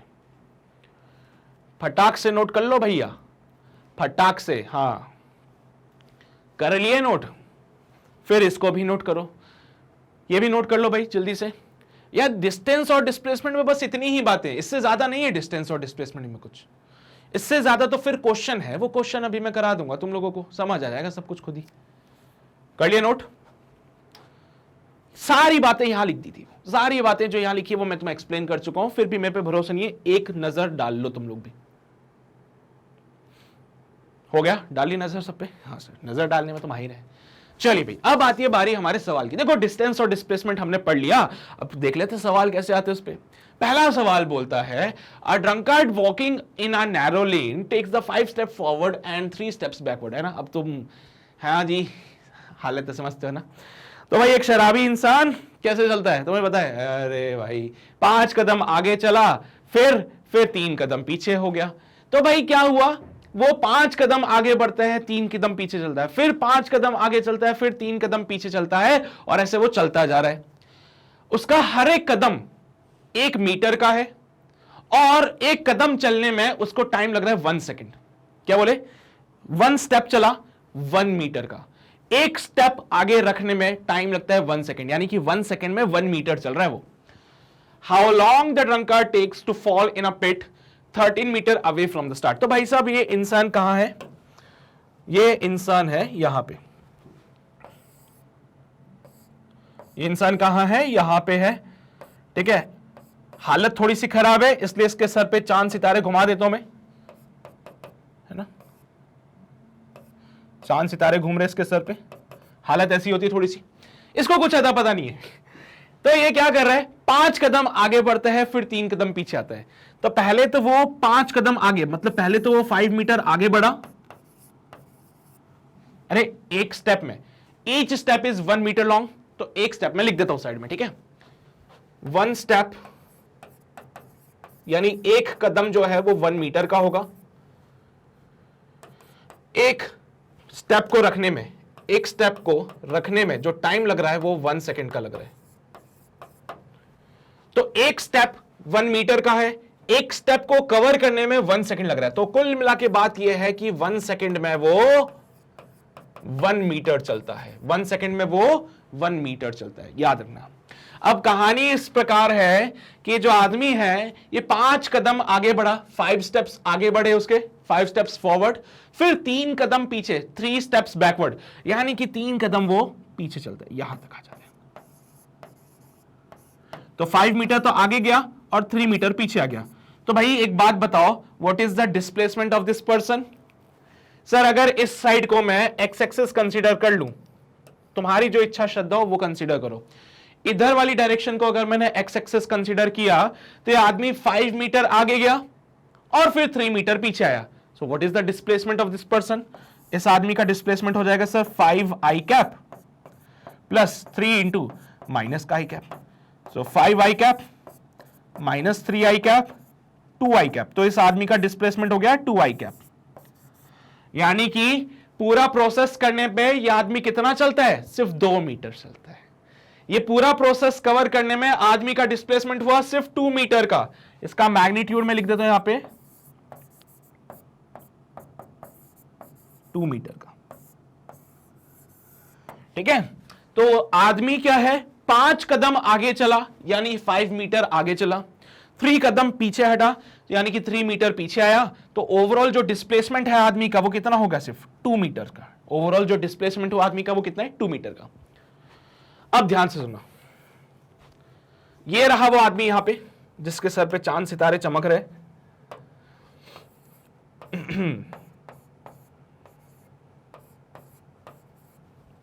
और इस आदमी से 13 मीटर के डिस्टेंस पे आगे है यहां पे खड्डा। इस आदमी से 13 मीटर की डिस्टेंस पे आगे यहां पे खड्डा है, ठीक है। गड्ढा है यहां पे भाई, तो आदमी गिर भी सकता है इसमें, बिल्कुल गिरेगा सर। अब ऐसी हालत में चलेगा तो गिरेगा, नहीं तो क्या होगा फिर, है ना। चलो भाई, बहुत बढ़िया। अब यहां पे खड्डा है और ये आदमी इसमें गिरने वाला है। आदमी कितनी देर के बाद इस खड्डे में गिरेगा ये आपको बताना है। ये आदमी कितनी देर के बाद इस खड्डे में गिरेगा ये आपको बताना है।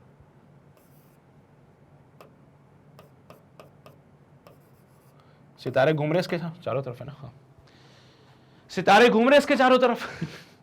5 कदम आगे बढ़ा, 3 कदम पीछे हटा, यानी कि एक प्रोसेस में वो सिर्फ 2 मीटर चला, 2 मीटर ही चल पा रहा है वो आदमी। 5 कदम आगे बढ़ा, 3 कदम पीछे आया, 2 मीटर चला। एक खड्डा जो कि 13 मीटर के डिस्टेंस पे है इससे, तो बताओ कितने टाइम के बाद वो इसमें गिरेगा, कितने टाइम के बाद वो इसमें गिरेगा, कितने टाइम के बाद वो इसमें गिरेगा, सोचो। मुझे क्या लगता है कि यार देखो, ये 2 मीटर चला ना, देखो डिस्प्लेसमेंट तो 2 मीटर हुआ, 5 कदम आगे गया, 3 कदम पीछे आया, डिस्प्लेसमेंट हुआ 2 मीटर का। तो एक 2 मीटर का डिस्प्लेसमेंट मैं बना देता हूं यहां पे, 1 मिनट को, ये वाला एक 2 मीटर का डिस्प्लेसमेंट मैंने बना दिया ये वाला, फिर 2 मीटर का डिस्प्लेसमेंट मैंने बना दिया ये वाला, फिर 2 मीटर का डिस्प्लेसमेंट मैंने बना दिया ये वाला, ठीक है। थोड़ा कम बना दो इनको, थोड़ा छोटे कर देते डिस्प्लेसमेंट को ना।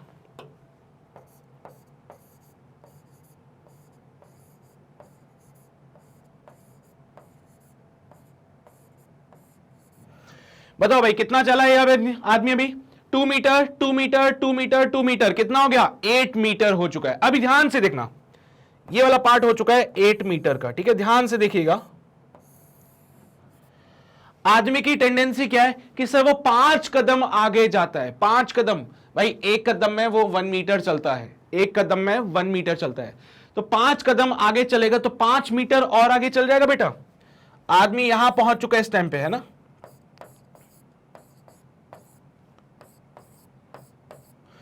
यह आदमी यहां पे पहुंच चुका है। अब जैसे वो 5 स्टेप्स आगे रखेगा, क्या वो खड्डे में गिर जाएगा, सोच के देखना। जैसे ही वो 5 स्टेप्स आगे रखेगा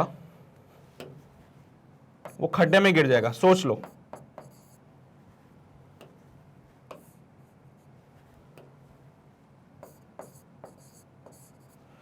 क्योंकि ऑलरेडी 8 मीटर चल चुका है वो।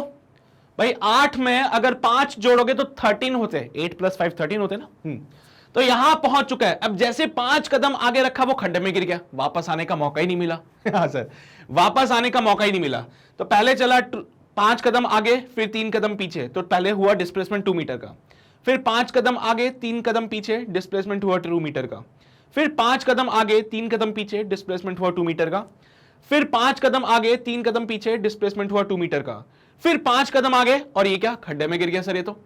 हाँ, तो यहां पे डिस्प्लेसमेंट 2 मीटर का, 2 मीटर का, 2 मीटर का, 2 मीटर का, और फिर 5 स्टेप्स इसने और आगे रखे थे, यानी कि 5 मीटर का, ठीक है।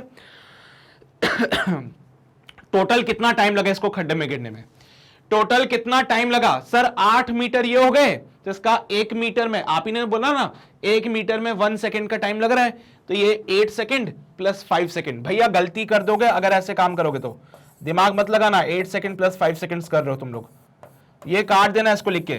क्यों सर ऐसा क्यों किया? ऑलरेडी 8 मीटर का यहां पे डिस्प्लेसमेंट हो गया था, बाकी के बचे 5 मीटर। 1 मीटर में 1 सेकंड चलता है, तो यहां पे देखो 8 सेकंड और ये 5 सेकंड्स, तो 8 प्लस 5 13 सेकंड्स होंगे। गलत है ये भाई, ये 2 मीटर का डिस्प्लेसमेंट है। इसमें बोला था कि 5 मीटर आगे चला जिसके लिए टाइम लगा 5 सेकंड्स का, 3 मीटर पीछे है जिसमें टाइम लगा 3 सेकंड्स का। टाइम जो है एक स्केलर क्वांटिटी है, वो ऐसे माइनस नहीं होती, वो ऐड होती है हमेशा। Time is a scalar quantity. तो पहले 5 कदम आगे चला, टाइम लगा 5 सेकंड्स का, 3 कदम पीछे है, टाइम लगा 3 सेकंड्स का। सो जो टोटल टाइम यहां लग रहा है वो 8 सेकंड्स का लग रहा है। मतलब कि 2 मीटर का जो ये डिस्प्लेसमेंट था उसमें टाइम लगा 8 सेकंड्स का। 2 मीटर के डिस्प्लेसमेंट में टाइम लगता है 8 सेकंड, 5 सेकंड्स आगे जाने का, फिर पीछे आया उसमें 3 सेकंड्स, तो 5 प्लस 3 8 होता है। तो बेटा 2 मीटर का जो ये डिस्प्लेसमेंट है उसमें टाइम लग रहा है 8 सेकंड, यानी 8 सेकंड्स। तो मैं लिख देता हूं यहां पे, मैंने बोला कि भाई साहब यहां पे इधर लगेगा 8 सेकंड,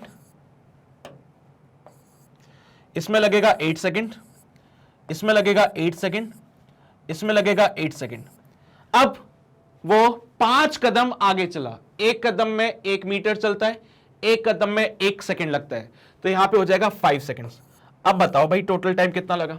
सर इसमें टाइम लगा 8 सेकंड, इसमें टाइम लगा 8 सेकंड, इसमें टाइम लगा 8 सेकंड, इसमें टाइम लगा 8 सेकंड, क्योंकि 2 मीटर का डिस्प्लेसमेंट करने में टाइम लग रहा था 8 सेकंड्स का। 2 मीटर के डिस्प्लेसमेंट को कवर करने में टाइम लग रहा था 8 सेकंड्स का। तो जहां जहां 2 दिख रहा था वहां वहां 8 लिख दिया। आगे देखा ये 5 स्टेप्स चला है, और आगे ये 5 स्टेप्स चला और खड्डे में गिर गया। बेटा 5 स्टेप चला, एक स्टेप में 1 सेकंड, तो ये 5 सेकंड्स हो गए। सो अब मैं बोल सकता हूं कि जो टोटल टाइम मुझे मिल लगा है यहां पे वो कितना होगा? It will be your 8 plus 8 plus 8 plus 8 plus 5. It will be your 32 plus 5. I think answer comes out with 37 seconds.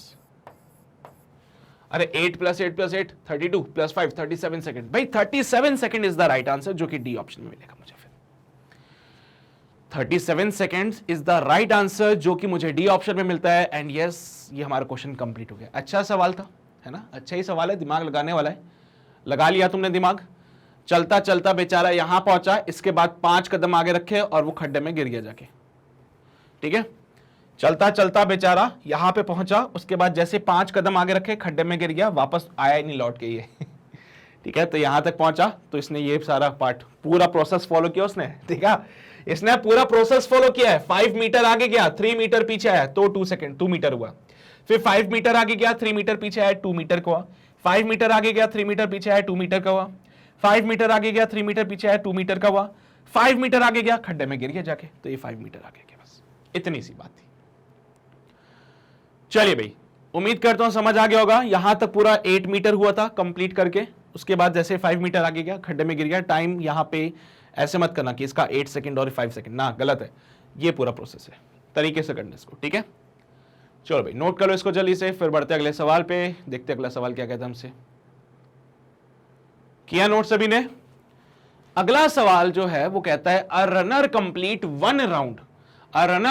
One round of a circular path having the radius r in 40 seconds. भाई एक circular path है, उसका एक चक्कर काटने में time लग रहा है 40 सेकंड्स का।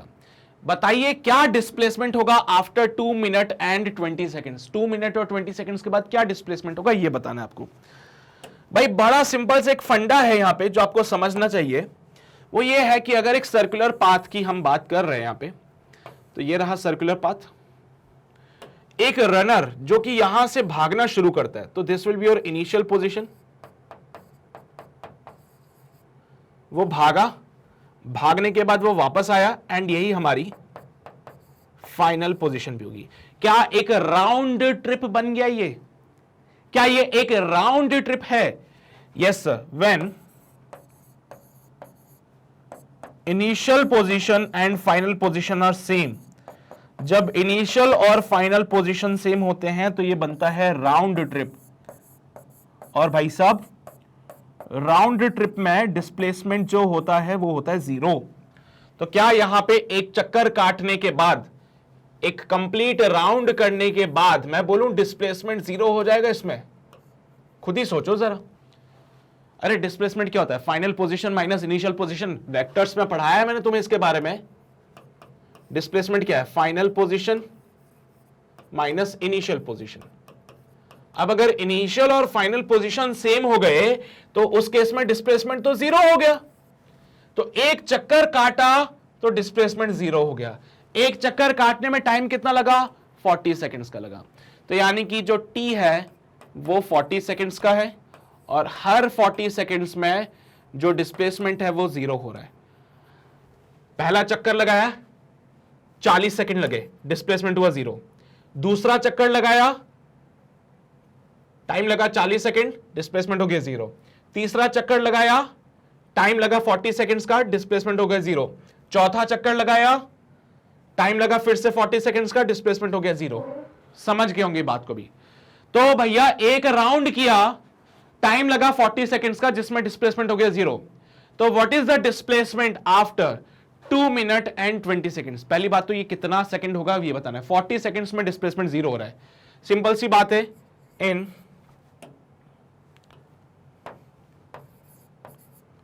40 सेकंड्स डिस्प्लेसमेंट इज 0।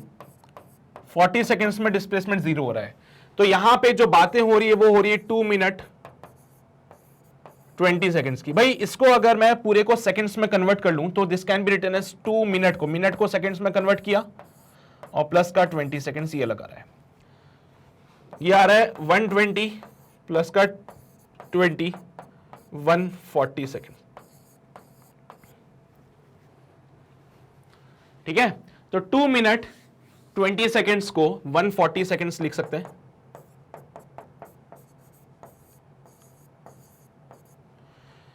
सर ये कुछ जमा नहीं, 140 सेकंड्स, इसको ब्रेकर में रहने देते। देखो 40 सेकंड्स एक राउंड, टाइम लगा 40 सेकंड्स का। एक राउंड हुआ, टाइम लगा 40 सेकंड्स का। दूसरा राउंड हुआ, टाइम लगा कितना? फिर से 40 सेकंड्स का। तो 2 राउंड में कितना टाइम लग जाएगा? एक राउंड में अगर 40 सेकंड लगते हैं तो 2 राउंड में क्या मुझे 80 सेकंड्स लगेंगे? और 3 राउंड में क्या मुझे 120 सेकंड्स लगेंगे? खुद ही सोच लो यार, खुद ही सोच लो तुम। एक राउंड में 40 सेकंड लगे तो 2 चक्कर काटने में कितना टाइम लगेगा? 80 सेकंड्स का। 3 चक्कर काटने में कितना टाइम लगेगा? 120 सेकंड्स का। ओह अच्छा, मतलब 140 सेकंड को हम ऐसे लिखते हैं 120 सेकंड प्लस 20 सेकंड्स। 140 सेकंड्स को ब्रेक करके ऐसे लिखते हैं 120 सेकंड्स प्लस 20 सेकंड्स। भाई 120 सेकंड्स में 3 राउंड हो गए, 120 सेकंड्स में 3 राउंड हो गए और 3 राउंड में डिस्प्लेसमेंट 0 हो गया। मतलब कि फंडा सिंपल है, इन 120 सेकंड्स यहां पे कंप्लीट हो गए 3 राउंड।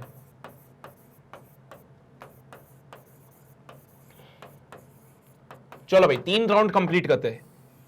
पहला राउंड, दूसरा राउंड, तीसरा राउंड। भाई साहब जहां से मैंने शुरू किया था वहीं पे मैं वापस आ गया। तो भले कितने भी राउंड कर लूं, क्या मेरा डिस्प्लेसमेंट 0 ही रहेगा? खुद ही सोचो। तो आफ्टर 3 राउंड्स क्या डिस्प्लेसमेंट आज भी 0 है? तो इन 120 सेकंड्स हमने 3 राउंड कंप्लीट किए और हमारा डिस्प्लेसमेंट आया 0। सोच लो भाई, सोच लो, क्या ये बात सही लिखी मैंने कि गलत लिखी? समझदार हो, समझदारी दिखाओ थोड़ी सी। यहां से चला भागता हुआ, यहां पे आ गया वैल्यू। एक राउंड हो गया कंप्लीट, हाँ सर। फिर से गया, यहां पे आ गया, फिर से दूसरा राउंड हो गया कंप्लीट, हाँ सर। फिर से यहां से भागा, भाग के वापस आ गया, क्या तीसरा राउंड भी कंप्लीट हो गया? हाँ सर। यानी एक एक राउंड में डिस्प्लेसमेंट 0 है, तो 3 राउंड में भी तो डिस्प्लेसमेंट 0 ही रहेगा भाई साहब। 3 राउंड में डिस्प्लेसमेंट 0, यानी 120 सेकंड्स में 3 राउंड कंप्लीट हुए और डिस्प्लेसमेंट हुआ 0। तो भैया इन 120 सेकंड्स यहां पे तो डिस्प्लेसमेंट 0 हो चुका है। 120 सेकंड्स में डिस्प्लेसमेंट तो 0 हो चुका है। रही बात 20 सेकंड्स में, तो सर यहां से पूरा घूमा और पूरे वापस आने में लगा 40 सेकंड्स, एक राउंड में 40 सेकंड्स। चलो इसको मैं अगले पेज पे समझाता हूं।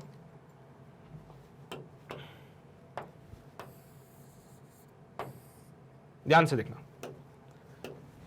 आपने काटा है एक चक्कर, एक चक्कर काटा, टाइम लगा 40 सेकंड्स का, लेकिन वहीं मैं अगर टाइम बोलूं 20 सेकंड्स का, तो 20 सेकंड्स में कहां पहुंचोगे? यहां से लेके यहां तक, ये इनिशियल हो जाएगा, ये फाइनल हो जाएगा। सो 20 सेकंड्स में हम सिर्फ आधा चक्कर ही काट पाते हैं। 20 सेकंड्स में हम लोग सिर्फ आधा चक्कर ही काट पा रहे हैं, और आधा चक्कर काटा तो ये इनिशियल है, तो ये फाइनल हो जाएगा। और भाई साहब, the shortest distance between the initial and the final gives you the displacement. तो यहां पे डिस्प्लेसमेंट जो हो जाएगा वो हो गया 2r, यानी कि डायमीटर के बराबर। r इज द रेडियस, नहीं, r रेडियस नहीं है क्या? रेडियस आपके पास 2 नहीं है क्या? r इज द रेडियस है, हाँ सर बिल्कुल है। तो यहां पे इनिशियल और फाइनल के बीच का डिस्प्लेसमेंट क्या 2r नहीं होगा? बिल्कुल होगा। तो यहां पे मैं बोलूं क्या कि 20 सेकंड्स में जो डिस्प्लेसमेंट हुआ है, 20 सेकंड्स में जो डिस्प्लेसमेंट हुआ है वो 2r के बराबर हो जाएगा। बिल्कुल सर, 2r के बराबर हो जाएगा। सो ओवरऑल 140 सेकंड्स में जो डिस्प्लेसमेंट हुआ कितना हुआ? 0 + 2r, 2r। अरे यार, नेट डिस्प्लेसमेंट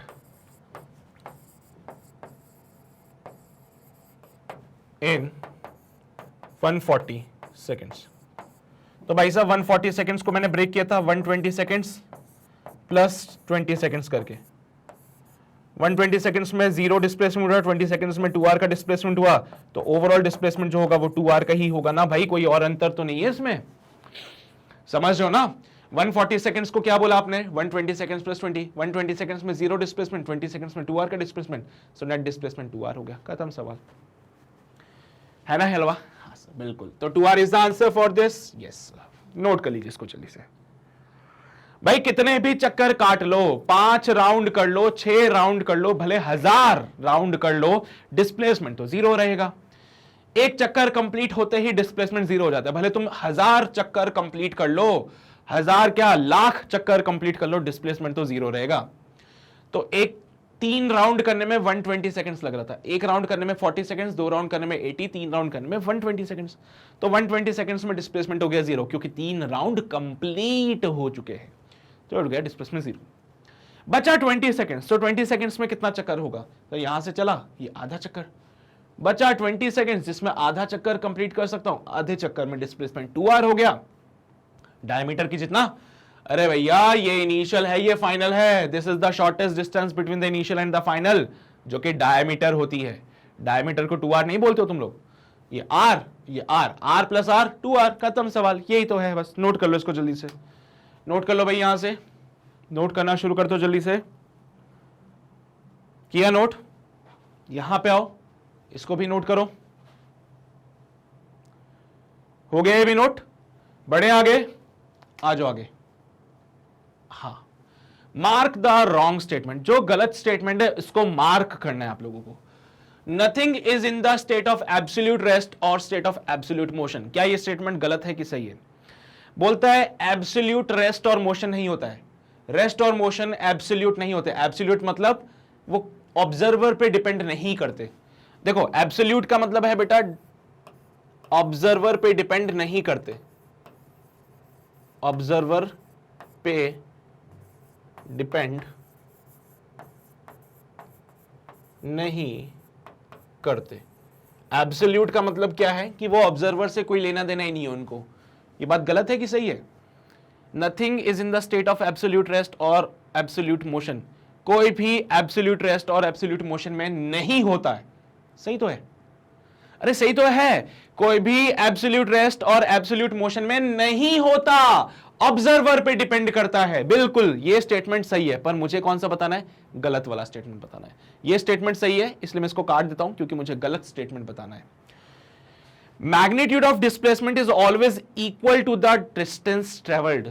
ऑलवेज तो नहीं होता है सर, मैंने ये बात पढ़ी है कि जो डिस्प्लेसमेंट का मैग्नीट्यूड होता है वो छोटा होता है और बराबर होता है डिस्टेंस के।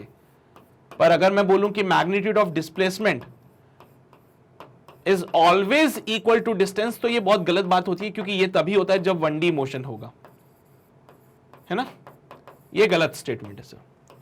मैग्नीट्यूड ऑफ डिस्प्लेसमेंट डिस्टेंस के बराबर तभी होता है जब 1D मोशन होता है, और इन्होंने क्या बोला है, इज ऑलवेज, ऑलवेज वाली बात गलत हो जाएगी, तो हमारा स्टेटमेंट ये सही है। बेटा देखो, हमें गलत स्टेटमेंट बताना था, तो मेरा ऑप्शन ये सही है क्योंकि ये स्टेटमेंट गलत है। Magnitude of displacement can never be greater than the distance travelled, obvious ही बात है, डिस्प्लेसमेंट का मैग्नीट्यूड जो होता है कभी भी, डिस्प्लेसमेंट का मैग्नीट्यूड कभी भी डिस्टेंस से ज्यादा नहीं होता है। काट देना इसको ऐसे, displacement of magnitude can never be greater then that of distance, बिल्कुल सही स्टेटमेंट है ये, तो ये ऑप्शन हमारा गलत हो जाएगा। Magnitude of displacement may be equal to the distance travelled, बिल्कुल सही स्टेटमेंट है। जो मैग्नीट्यूड ऑफ डिस्प्लेसमेंट होता है वो डिस्टेंस के बराबर हो सकता है, लेकिन कब, सिर्फ 1D मोशन में। स्टेटमेंट बिल्कुल सही है, इसलिए ऑप्शन ये वाला गलत हो जाएगा, क्योंकि मुझे गलत स्टेटमेंट बताना था जो कि कहता है कि डिस्प्लेसमेंट का मैग्नीट्यूड हमेशा बराबर होता है, हमेशा नहीं, इज ऑलवेज, ये गलत है। इसने यहां पे लिखा ना मे बी तो सही है, इज ऑलवेज गलत है, क्योंकि हमेशा बराबर नहीं होता है, वो सिर्फ तभी बराबर होता है जब 1D मोशन है, अदरवाइज वो छोटा होता है डिस्टेंस से। ठीक है, ये लो भाई, क्वेश्चन कंप्लीट हो गया अपना, कंप्लीट हो गया क्वेश्चन, नोट करो जल्दी से। B is the right answer here. ठीक है, हमें गलत स्टेटमेंट बताना था, तो बी वाला स्टेटमेंट जो है वो गलत था। क्लियर रहेगी बातें, आगे बढ़े, अगले सवाल पे आए। अगला सवाल क्या बोलता है, a particle suffers 3 displacement by 4 metre in the northward, 2 metre in the south east and 2 metre in the south west direction.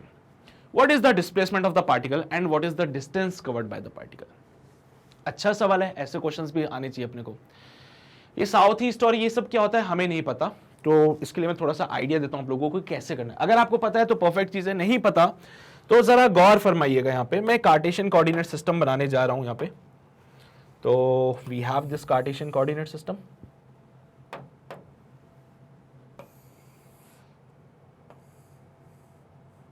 ठीक है भाई साहब, पार्टिकल जो है ना उसका डिस्प्लेसमेंट कुछ इस प्रकार से हो रहा है। 4 मीटर नॉर्थ, पहली बात तो ये डिफाइन करना जरूरी है कहां है नॉर्थ कहां है क्या। बेटा इसको ले लेना ईस्ट, इसको ले लेना वेस्ट, इधर ले लेना नॉर्थ और इधर ले लेना साउथ। जब तक आपकी कहानी 2 डायमेंशन में चलती है चलने देना बेटा, जैसे 3 डायमेंशन आएगा कहानी बदल देना। फिर 2D चल रहा था इसलिए 2 डायमेंशन में चलने दीजिए बेटा। पार्टिकल जो है 4 मीटर चलता है in the north, 4 metre in the northward, तो बेटा ये चला ओरिजिन से 4 मीटर नॉर्थ की तरफ।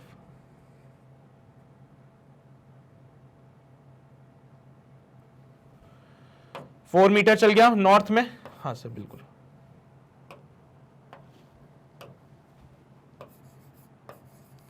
उसके बाद 2 मीटर चलता है साउथ ईस्ट। ये साउथ ईस्ट क्या है आओ जरा बताता हूं। East, west, north, south. अच्छा अगर वो बोलता है south east, it means south और ईस्ट के बिल्कुल बीच में, this is your south east. अगर वो बोलते हैं साउथ और ईस्ट साथ में, जैसे उसने लिखा है साउथ ईस्ट, मतलब साउथ और ईस्ट के बिल्कुल बीच में, ऐसे बीच में कि यहां से भी 45 डिग्री बनेगा और यहां से भी 45 डिग्री बनेगा, ये होता है बिल्कुल बीच में। फिर अगर उसने बोला साउथ वेस्ट, तो साउथ वेस्ट मतलब बिल्कुल साउथ और वेस्ट के बीचों बीच, ये भी 45 डिग्री का एंगल बनेगा, ये भी 45 डिग्री का एंगल बनेगा। ठीक है, तो अगर वो बोलता है साउथ ईस्ट तो साउथ और ईस्ट के बिल्कुल बीच में, अगर वो बोलता है साउथ वेस्ट तो साउथ और वेस्ट के बिल्कुल बीच में। सर यहां पे देखो उसने बोला 2 मीटर चलता है साउथ ईस्ट, तो साउथ ईस्ट इधर आएगा, है ना, तो इसकी डायरेक्शन बनेगी ऐसी वाली, ये 2 metre south east direction, south और ईस्ट के बीच में। इसका वेक्टर शिफ्ट किया यहां पे आएगा ना, अरे इसका वेक्टर शिफ्ट करोगे यहां बनेगा वो, हाँ सर। और 2 मीटर चलता है in the south west direction. कहां है साउथ वेस्ट, इधर है, तो इधर बनाओ उसको।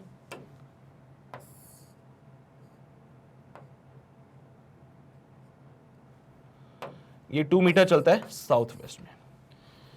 तो भाई ये थी हमारी इनिशियल वाली पोजीशन ए, ये थी हमारी फाइनल वाली पोजीशन बी। तो मुझे बताइए what is the displacement of the particle and what is the distance covered by the particle. तो भाई डिस्प्लेसमेंट बताना है तो ए वी वेक्टर हो जाएगा यहां पे। अगर मैं डिस्प्लेसमेंट बताना चाहता हूं तो डिस्प्लेसमेंट यहां पे होगा A B vector, A B vector. और अगर मुझे डिस्टेंस बताना है तो डिस्टेंस का फंडा तो बहुत सिंपल है। डिस्टेंस बोलता है जो भी पाथ आपने ट्रेवल किया है उन सबको ऐड कर दो, तो 4 metre plus 2 metre plus 2 metre. भैया आंसर आ रहा है 8 मीटर का, तो डिस्टेंस तो होगी आपकी 8 मीटर कंफर्म। लेकिन डिस्प्लेसमेंट को कैसे फाइंड करें? डिस्प्लेसमेंट को कैसे फाइंड करें?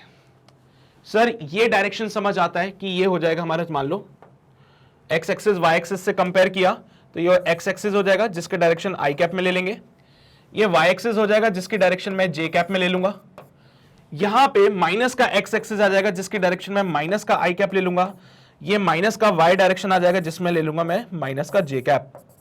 लेकिन सर ये वाली डायरेक्शन क्या है? ये वाली डायरेक्शन, ये वाली डायरेक्शन क्या? ये समझ नहीं आया कुछ। अब क्या करें? डिस्टेंस निकालना आसान था बट डिस्प्लेसमेंट समस्या कर गया। ये जो डायरेक्शन है सर ये वाली, ये कौन सी डायरेक्शन है ये समझ नहीं आ रही, या ये कौन सी डायरेक्शन है ये समझ नहीं आ रही। ये समझ गया 4 जे कैप हो जाएगा। अच्छा एक काम करो, वेक्टर की एक कंडीशन है जो आप जानते हो क्या? वेक्टर कहता है कि मुझे पैरेलल शिफ्ट कर लो।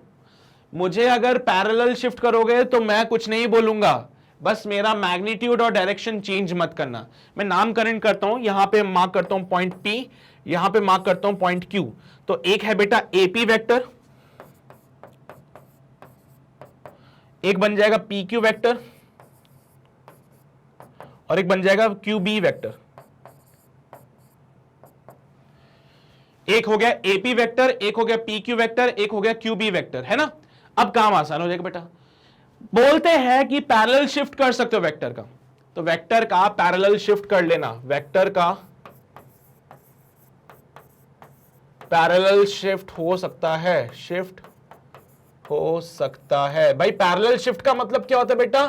पैरेलल शिफ्ट का मतलब है कि आप इसको पकड़ के इधर खिसका दो, सच दैट, आप इसको पकड़ के इधर खिसका दो सच दैट इसका मैग्नीट्यूड और डायरेक्शन चेंज नहीं होना चाहिए।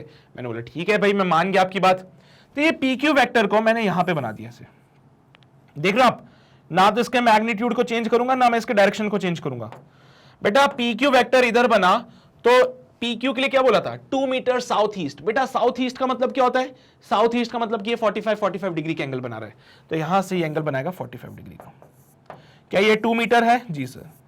तो यहां पे ये हमारा PQ वेक्टर यहां पे बन गया बेटा, PQ वेक्टर। अच्छा क्या QB वेक्टर को बनाऊं यहां पे तो पैरेलल शिफ्ट कर सकता हूं इसकी मैं? क्या इसका मैं पैरेलल शिफ्ट कर दूं? बोलो। तो QB वेक्टर को पकड़ के यहां खिसका दिया,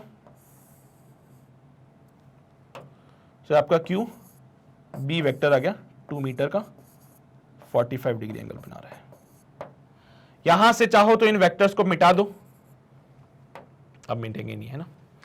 तो क्या किया? PQ वेक्टर का पैरेलल शिफ्ट किया, QB वेक्टर का पैरेलल शिफ्ट किया। अभी नया सीख रहे हो इसलिए मैं ऐसे बता रहा हूं, आगे चल के डायरेक्शन सीधी लिखना सिखाऊंगा तुम लोगों को। भाई एक बात बताओ, क्या तुम PQ वेक्टर को लिख सकते हो? क्या तुम PQ वेक्टर को लिख सकते हो? सर कैसा दिखता है PQ वेक्टर? पहले बता देता हूं। ये x एक्सिस है, ये माइनस का y एक्सिस है, ये रहा PQ वेक्टर जो कि 45 डिग्री पे बना रहा है और यहां पे 2 मीटर का मैग्नीट्यूड है। तो एक कंपोनेंट यहां बनेगा, सोच के देखो, एक कंपोनेंट यहां पे बनेगा इसका और एक कंपोनेंट यहां पे बनेगा इसका। इधर का कंपोनेंट कहलाएगा 2 cos 45 डिग्री आई कैप, इधर का कहलाएगा 2 sin 45 डिग्री माइनस का जे कैप। तो PQ वेक्टर आपका बन जाएगा 2 cos 45 degree I cap plus 2 sin 45 degree minus का जे कैप। तो PQ वेक्टर लिखेंगे हम लोग 2/√2 आई कैप प्लस माइनस का साइन 2/√2 जे कैप। समझे बात को? PQ वेक्टर को इधर नहीं समझ आ रहा था, क्वेश्चन में तो उसने बोला 4 मीटर चला, 2 मीटर चला, 2 मीटर चला, क्वेश्चन देख के फील ही नहीं आया। मैंने बोला क्वेश्चन को देख के फील नहीं आ रहा तो क्यों ना ये PQ वेक्टर को पकड़ के इधर खिसका दूं, पैरेलल शिफ्ट कर दिया।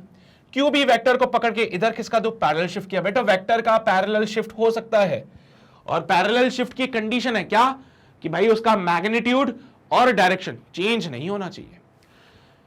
PQ 2 मीटर क्या था बेटा, साउथ ईस्ट। साउथ ईस्ट का मतलब क्या होता है, साउथ और ईस्ट के बिल्कुल बीचों बीच। तो ये देखो 2 मीटर को किसका दिया मैंने, इधर साउथ ईस्ट, 45 डिग्री का एंगल बना दिया। फिर आ गए 2 मीटर था साउथ वेस्ट, तो बेटा 2 मीटर साउथ वेस्ट वाला क्यूबी वेक्टर यहां बना दिया, क्यूबी वेक्टर बिल्कुल बीचों बीच 45 डिग्री एंगल पे बना दिया मैंने।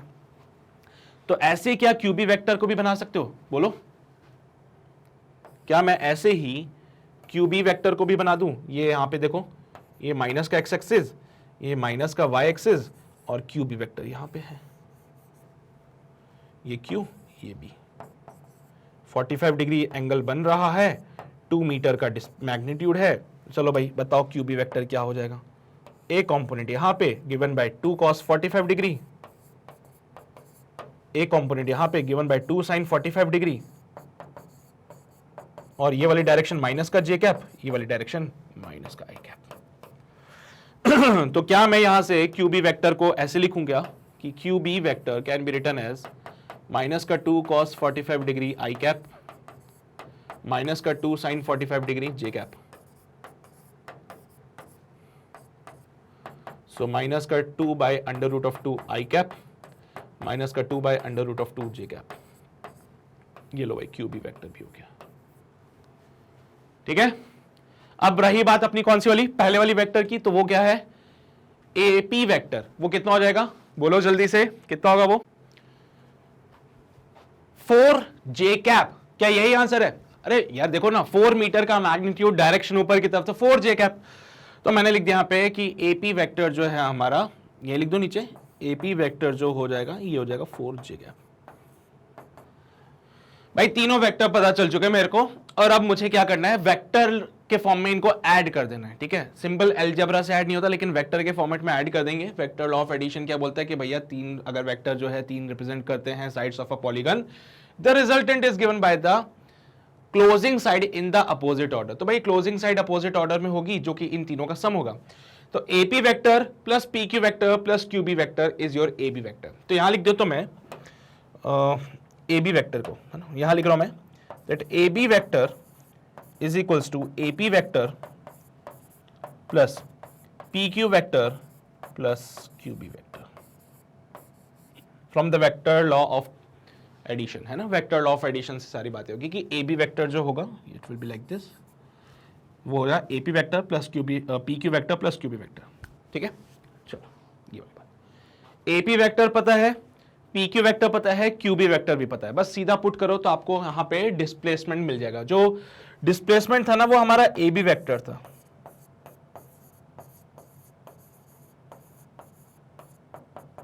जो डिस्प्लेसमेंट था वो क्या है, एबी वेक्टर है। इनिशियल और फाइनल के बीच का जो डिस्टेंस होता है दैट्स द डिस्प्लेसमेंट, है ना, shortest distance between the initial and the final displacement होता है।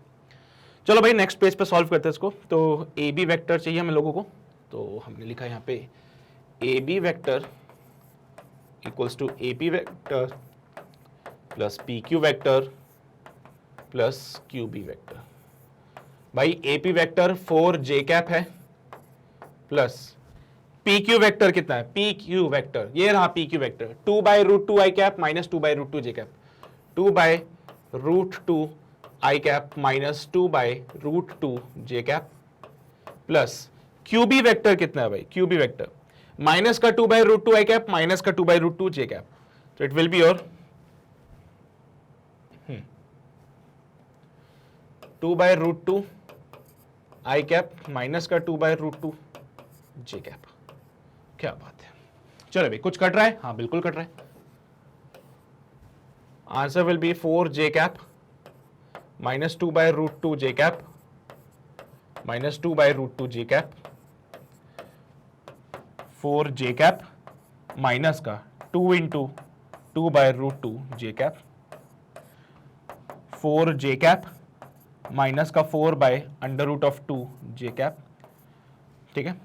चाहो तो 4 कॉमन निकालो, तुम्हारी इच्छा श्रद्धा है। ये डिस्प्लेसमेंट है बेटा हमारे पास, लेकिन उसको अगर मैग्नीट्यूड ऑफ डिस्प्लेसमेंट चाहिए तो हम अलग काम करेंगे। क्या उसको चाहिए, व्हाट इज द डिस्प्लेसमेंट, उसने डिस्प्लेसमेंट पूछा है और डिस्टेंस पूछा है। डिस्टेंस बोल दिया 8 मीटर है, डिस्प्लेसमेंट ए बी था, ए बी वेक्टर मैंने यहां पे निकाल दिया है, ये है भाई डिस्प्लेसमेंट। चाहो तो इसका मैग्नीट्यूड निकाल के रख सकते हो। सो ए बी वेक्टर का जो मैग्नीट्यूड बनेगा it is given by under root of, बोलो 4 माइनस 4 बाय रूट 2 का स्क्वायर, 4 माइनस 4 बाय रूट 2 का स्क्वायर।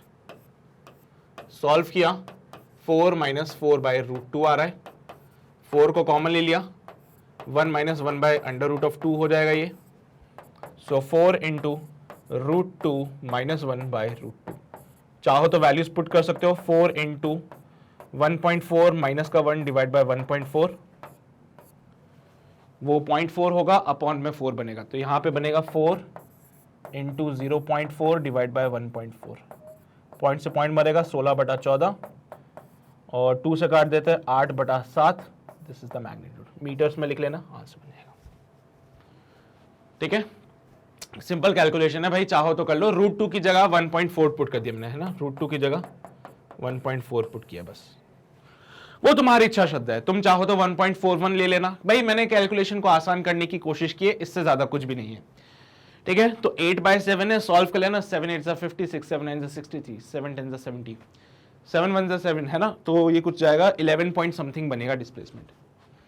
पक्का इतने बनेगा? हाँ, अरे 1 पॉइंट समथिंग बनेगा। ये 8, ये 7, ये 1 जा 7, यहाँ पे 1 आया, डॉट लगाया, 0 लगाया, 7 1 जा 7 होता है, 1.1 बनेगा डिस्प्लेसमेंट। डिस्टेंस देख रहे हो आप लोग कितना है, डिस्टेंस 8 मीटर का और डिस्प्लेसमेंट बन रहा है 1.1 समथिंग, है ना, 1.1 के लगभग कुछ बनेगा सॉल्व करने पे। तो क्या डिस्प्लेसमेंट छोटा है, डिस्टेंस बिल्कुल छोटा है। ये है कहानी, और ज्यादा कुछ नहीं इसमें। तो भाई नोट करना शुरू कर दो, right from the here. I think समझ आती है सारी बातें, है ना, ये सारी बातें नोट कर लो जल्दी से। पैरेलल शिफ्टिंग समझते हो ना, पी क्यू वेक्टर का पैरेलल शिफ्ट किया है, पी क्यू वेक्टर का पैरेलल शिफ्ट किया है, क्यू बी वेक्टर का भी पैरेलल शिफ्ट किया है। भाई वेक्टर का पैरेलल शिफ्ट हो सकता है। पैरेलल शिफ्ट में क्या होता है, मैग्नीट्यूड और डायरेक्शन सेम रखनी होती है, बस मैग्नीट्यूड और डायरेक्शन सेम रखनी होती है। देखो मैग्नीट्यूड 2 मीटर है, हाँ सर, डायरेक्शन सेम है। मैग्नीट्यूड 2 मीटर है, हाँ सर, मैग्नीट्यूड 2 मीटर है, डायरेक्शन सेम है, डायरेक्शन सेम है, बस नोट करो इसको जल्दी से। किया नोट सभी ने? इसको भी नोट करो भाई। पी क्यू वेक्टर कैसे बना, पैरेलल शिफ्ट करने के बाद ये बन गया P Q vector. P Q vector को रिजॉल्व कर लिया, सॉल्व किया। क्यू बी वेक्टर को रिजॉल्व किया, सॉल्व किया। इसलिए रेजोल्यूशन ऑफ वेक्टर पढ़ाया था ना वेक्टर्स में, इसलिए पढ़ाया था मैंने। काम आ रहे हैं ना अभी ये सारी बातें, आएंगी आगे और काम आएगी। ठीक है, फिर ए बी वेक्टर 4j कैप था, वो मैं आपको बता चुका था। अपार्ट फ्रॉम दिस मैंने बोला ए बी वेक्टर जो डिस्प्लेसमेंट है वो होगा A P plus P Q plus Q B. Solve किया तो यहाँ पे सिर्फ जे कैप के फॉर्मेट में ही पिक्चर रह जाती है, बाकी आई कैप वाली मर जाती है सारी पिक्चर, है ना। तो इसको सॉल्व किया, 4 माइनस 4 बाई रूट 2, इसको ऐसा सॉल्व करते हैं भाई, पूरा तरीका है यहाँ पे, है ना। रूट 2 की जगह 1.4 पुट करके सॉल्व किया तो हमारा कुछ लगभग ये 1.1 समथिंग आंसर आ रहा है। तुम देख लेने को, मैच कर लेने इसको, नोट कर लो इसको भी। ये भी हो गया नोट सभी का, कर लिया नोट सभी ने, बहुत बढ़िया। तो भाई यहाँ पे हमारी जो डिस्टेंस और डिस्प्लेसमेंट है उसकी कहानी खत्म हो जाती है। इसका डीपीपी आपको मिलेगा, ठीक है, तो डीपीपी की चिंता मत करो, अभी ये पहला पार्ट कंप्लीट हुआ है। पैरामीटर्स में स्पीड और वेलोसिटी भी है, तो वो उसके लिए मैंने आपको पार्ट 2 यानी कि अगले लेक्चर में वो सारी चीज हम कवर करेंगे। डीपीपी आपको इनका कंबाइन मिल जाएगा, जिसमें कि पार्ट 1 और पार्ट 2 दोनों के क्वेश्चंस होंगे, तो उसके लिए घबराना मत, ठीक है। तो दोनों का कंबाइंड डीपीपी आपको मिल जाएगा। तो डीपीपी में वेलोसिटी के भी क्वेश्चन होंगे और डिस्प्लेसमेंट के भी क्वेश्चन होंगे, डिस्टेंस के भी होंगे और स्पीड के भी होंगे। तो जहां पे स्पीड और वेलोसिटी दिखेगी वो पार्ट 2 वाले लेक्चर से हमें कंप्लीट हो जाएगा, ठीक है। चलिए भाई, तो यहां पे हमारा पार्ट 1 कंप्लीट होता है, जिसमें हमने बात करी है डिस्टेंस और डिस्प्लेसमेंट की। सबसे पहले रेस्ट और मोशन को समझा, फिर हमने बात करी कि भाई रेस्ट और मोशन जो है वो एब्सोल्यूट नहीं होते, रिलेटिव होते हैं, यानी वो ऑब्जर्वर पे डिपेंड करते हैं। फिर उसके बाद हमने किसकी बात करी थी, फ्रेम ऑफ रेफरेंस की बात करी। फ्रेम ऑफ रेफरेंस समझने के बाद हमने समझा भैया डिस्टेंस डिस्प्लेसमेंट के बारे में। डिस्टेंस डिस्प्लेसमेंट क्या है, कैसे है, सारी चीजें डिफाइन करी प्रॉपर तरीके से। क्वेश्चन सॉल्व कर लिए, कुछ क्वेश्चन हमने सॉल्व करे, थॉट क्लियर हुआ, डिस्टेंस और डिस्प्लेसमेंट के सवाल कैसे आएंगे। बाकी और क्वेश्चंस है डीपीपी में, तो उनको जरूर सॉल्व करना खुद से, वो इंपॉर्टेंट है, ठीक है। और कोई दिक्कत आए तो उसका वीडियो सॉल्यूशन तो मैं बनाऊंगा इसी, तो वीडियो सॉल्यूशन से हेल्प ले लेना। बाकी ये वीडियो दोबारा अगर देखना चाहते हो तो एक काम कर सकते हो, वेबसाइट पे जा सकते हो। उसके लिए क्या करना है, गूगल पे जाओ, www.magnetbrain.com सर्च कर लेना, वहां से तो तुम्हारे सामने यहाँ पे पेज खुल जाएगा। इसमें तुम्हें कुछ नहीं करना है, बड़ा सिंपल सा काम है। अगर मेरे लेक्चर देखना चाहते हो तो IIT JEE में जाओ, IIT JEE पे जाके मेरे लेक्चर्स यहाँ पे आपको सारे मिल जाएंगे। तो अभी तक जितनी भी चीजें मैंने पढ़ाई है वो सब यहाँ पे अवेलेबल है बेटा, बस आपको वॉच नाउ पे क्लिक करना है। वॉच नाउ पे क्लिक करते एक और पेज खुलेगा जिसमें मेरी शानदार सी फोटो लगी होगी। यहाँ पे हमने वो सारी चीजें एक्सप्लेन कर दी हैं जो हम करा रहे हैं। अब थोड़ा सा नीचे आओगे तो यहाँ पे आपको सारे चैप्टर की वीडियोस मिल जाएंगी, वो भी सीक्वेंस में है। लेक्चर 1 DPP1 का सॉल्यूशन, लेक्चर 2 DPP2 का सॉल्यूशन, हर एक लेक्चर, हर एक DPP और हर एक DPP का सॉल्यूशन यहाँ पे अवेलेबल है। तो आपको कभी इधर उधर जाने की जरूरत नहीं है, इधर उधर मत भटको, है ना। यूट्यूब पे जाओगे तुम सर्च करोगे, भले क्या पता उन्हें एक लेक्चर ना मिले, कुछ भी हो सकता है, डिस्ट्रैक्शन बहुत होते हैं। लेकिन यहाँ पे वो डिस्ट्रैक्शंस नहीं है, सारे लेक्चर्स रहेंगे और ये बिल्कुल फ्री है। तो कभी ऐसा भी नहीं होगा से आपके भैया 2 लेक्चर देख लिए तो सब्सक्रिप्शन के लिए बोल रहे आप जो, तो भाई ये बिल्कुल भी नहीं होगा, है ना। कोई सब्सक्रिप्शन नहीं लेना है, कोई कूपन कोड नहीं लगाना है, बिल्कुल फ्री है आपके लिए। तो जितने बार लेक्चर देखना है उतने बार देखो, जब लेक्चर देखना है तभी देखो, ठीक है। ये सारी चीजें कहां मिलनी है, वेबसाइट पे। तो वेबसाइट पे जरूर ज्वाइन कर लेना, ये आपके लिए फायदेमंद होगा। अपार्ट फ्रॉम दिस, जाने से पहले ये जो 3 काम है जो आप हमेशा करते हो वो जरूर कर दीजिएगा। अगर आप नए हैं चैनल पे तो वो जो लाल बटन है उसको दबा दो, उसके बगल में जो घंटा है उसको बजा दो, सो दैट आप कोई नोटिफिकेशन मिस ना करें। और हाँ, अपने भाई बंधु सखा सहेली तक ये सेशन जरूर पहुंचाना है, उनको बताना है कि भाई मैग्नेट ब्रेन पे IIT JEE के लिए धमाकेदार शुरुआत हो चुकी है। तो भाई इधर उधर मत भटको, सीधा मैग्नेट ब्रेन ज्वाइन करो और अपनी प्रिपरेशन को एक प्रॉपर डायरेक्शन में लेके चलो, ठीक है। सेशन पसंद आया तो लाइक जरूर कर देना, ये तो चलो तुम कर ही लोगे, है ना, इतना तो भरोसा है मुझे। एनीवेज, तो यहाँ पे हमारा काइनेमेटिक्स का पार्ट 1 कंप्लीट होता है, जिसमें हमने डिस्टेंस और डिस्प्लेसमेंट को मेजरली समझा। अगले लेक्चर में हम स्पीड और वेलोसिटी को समझेंगे, देखेंगे क्या अंतर होता है उनमें, ठीक है। उनसे रिलेटेड क्वेश्चंस भी डेफिनेटली हम सॉल्व करेंगे। तब तक अपना ध्यान रखो, पढ़ाई करते रहो, ऑल द वेरी बेस्ट।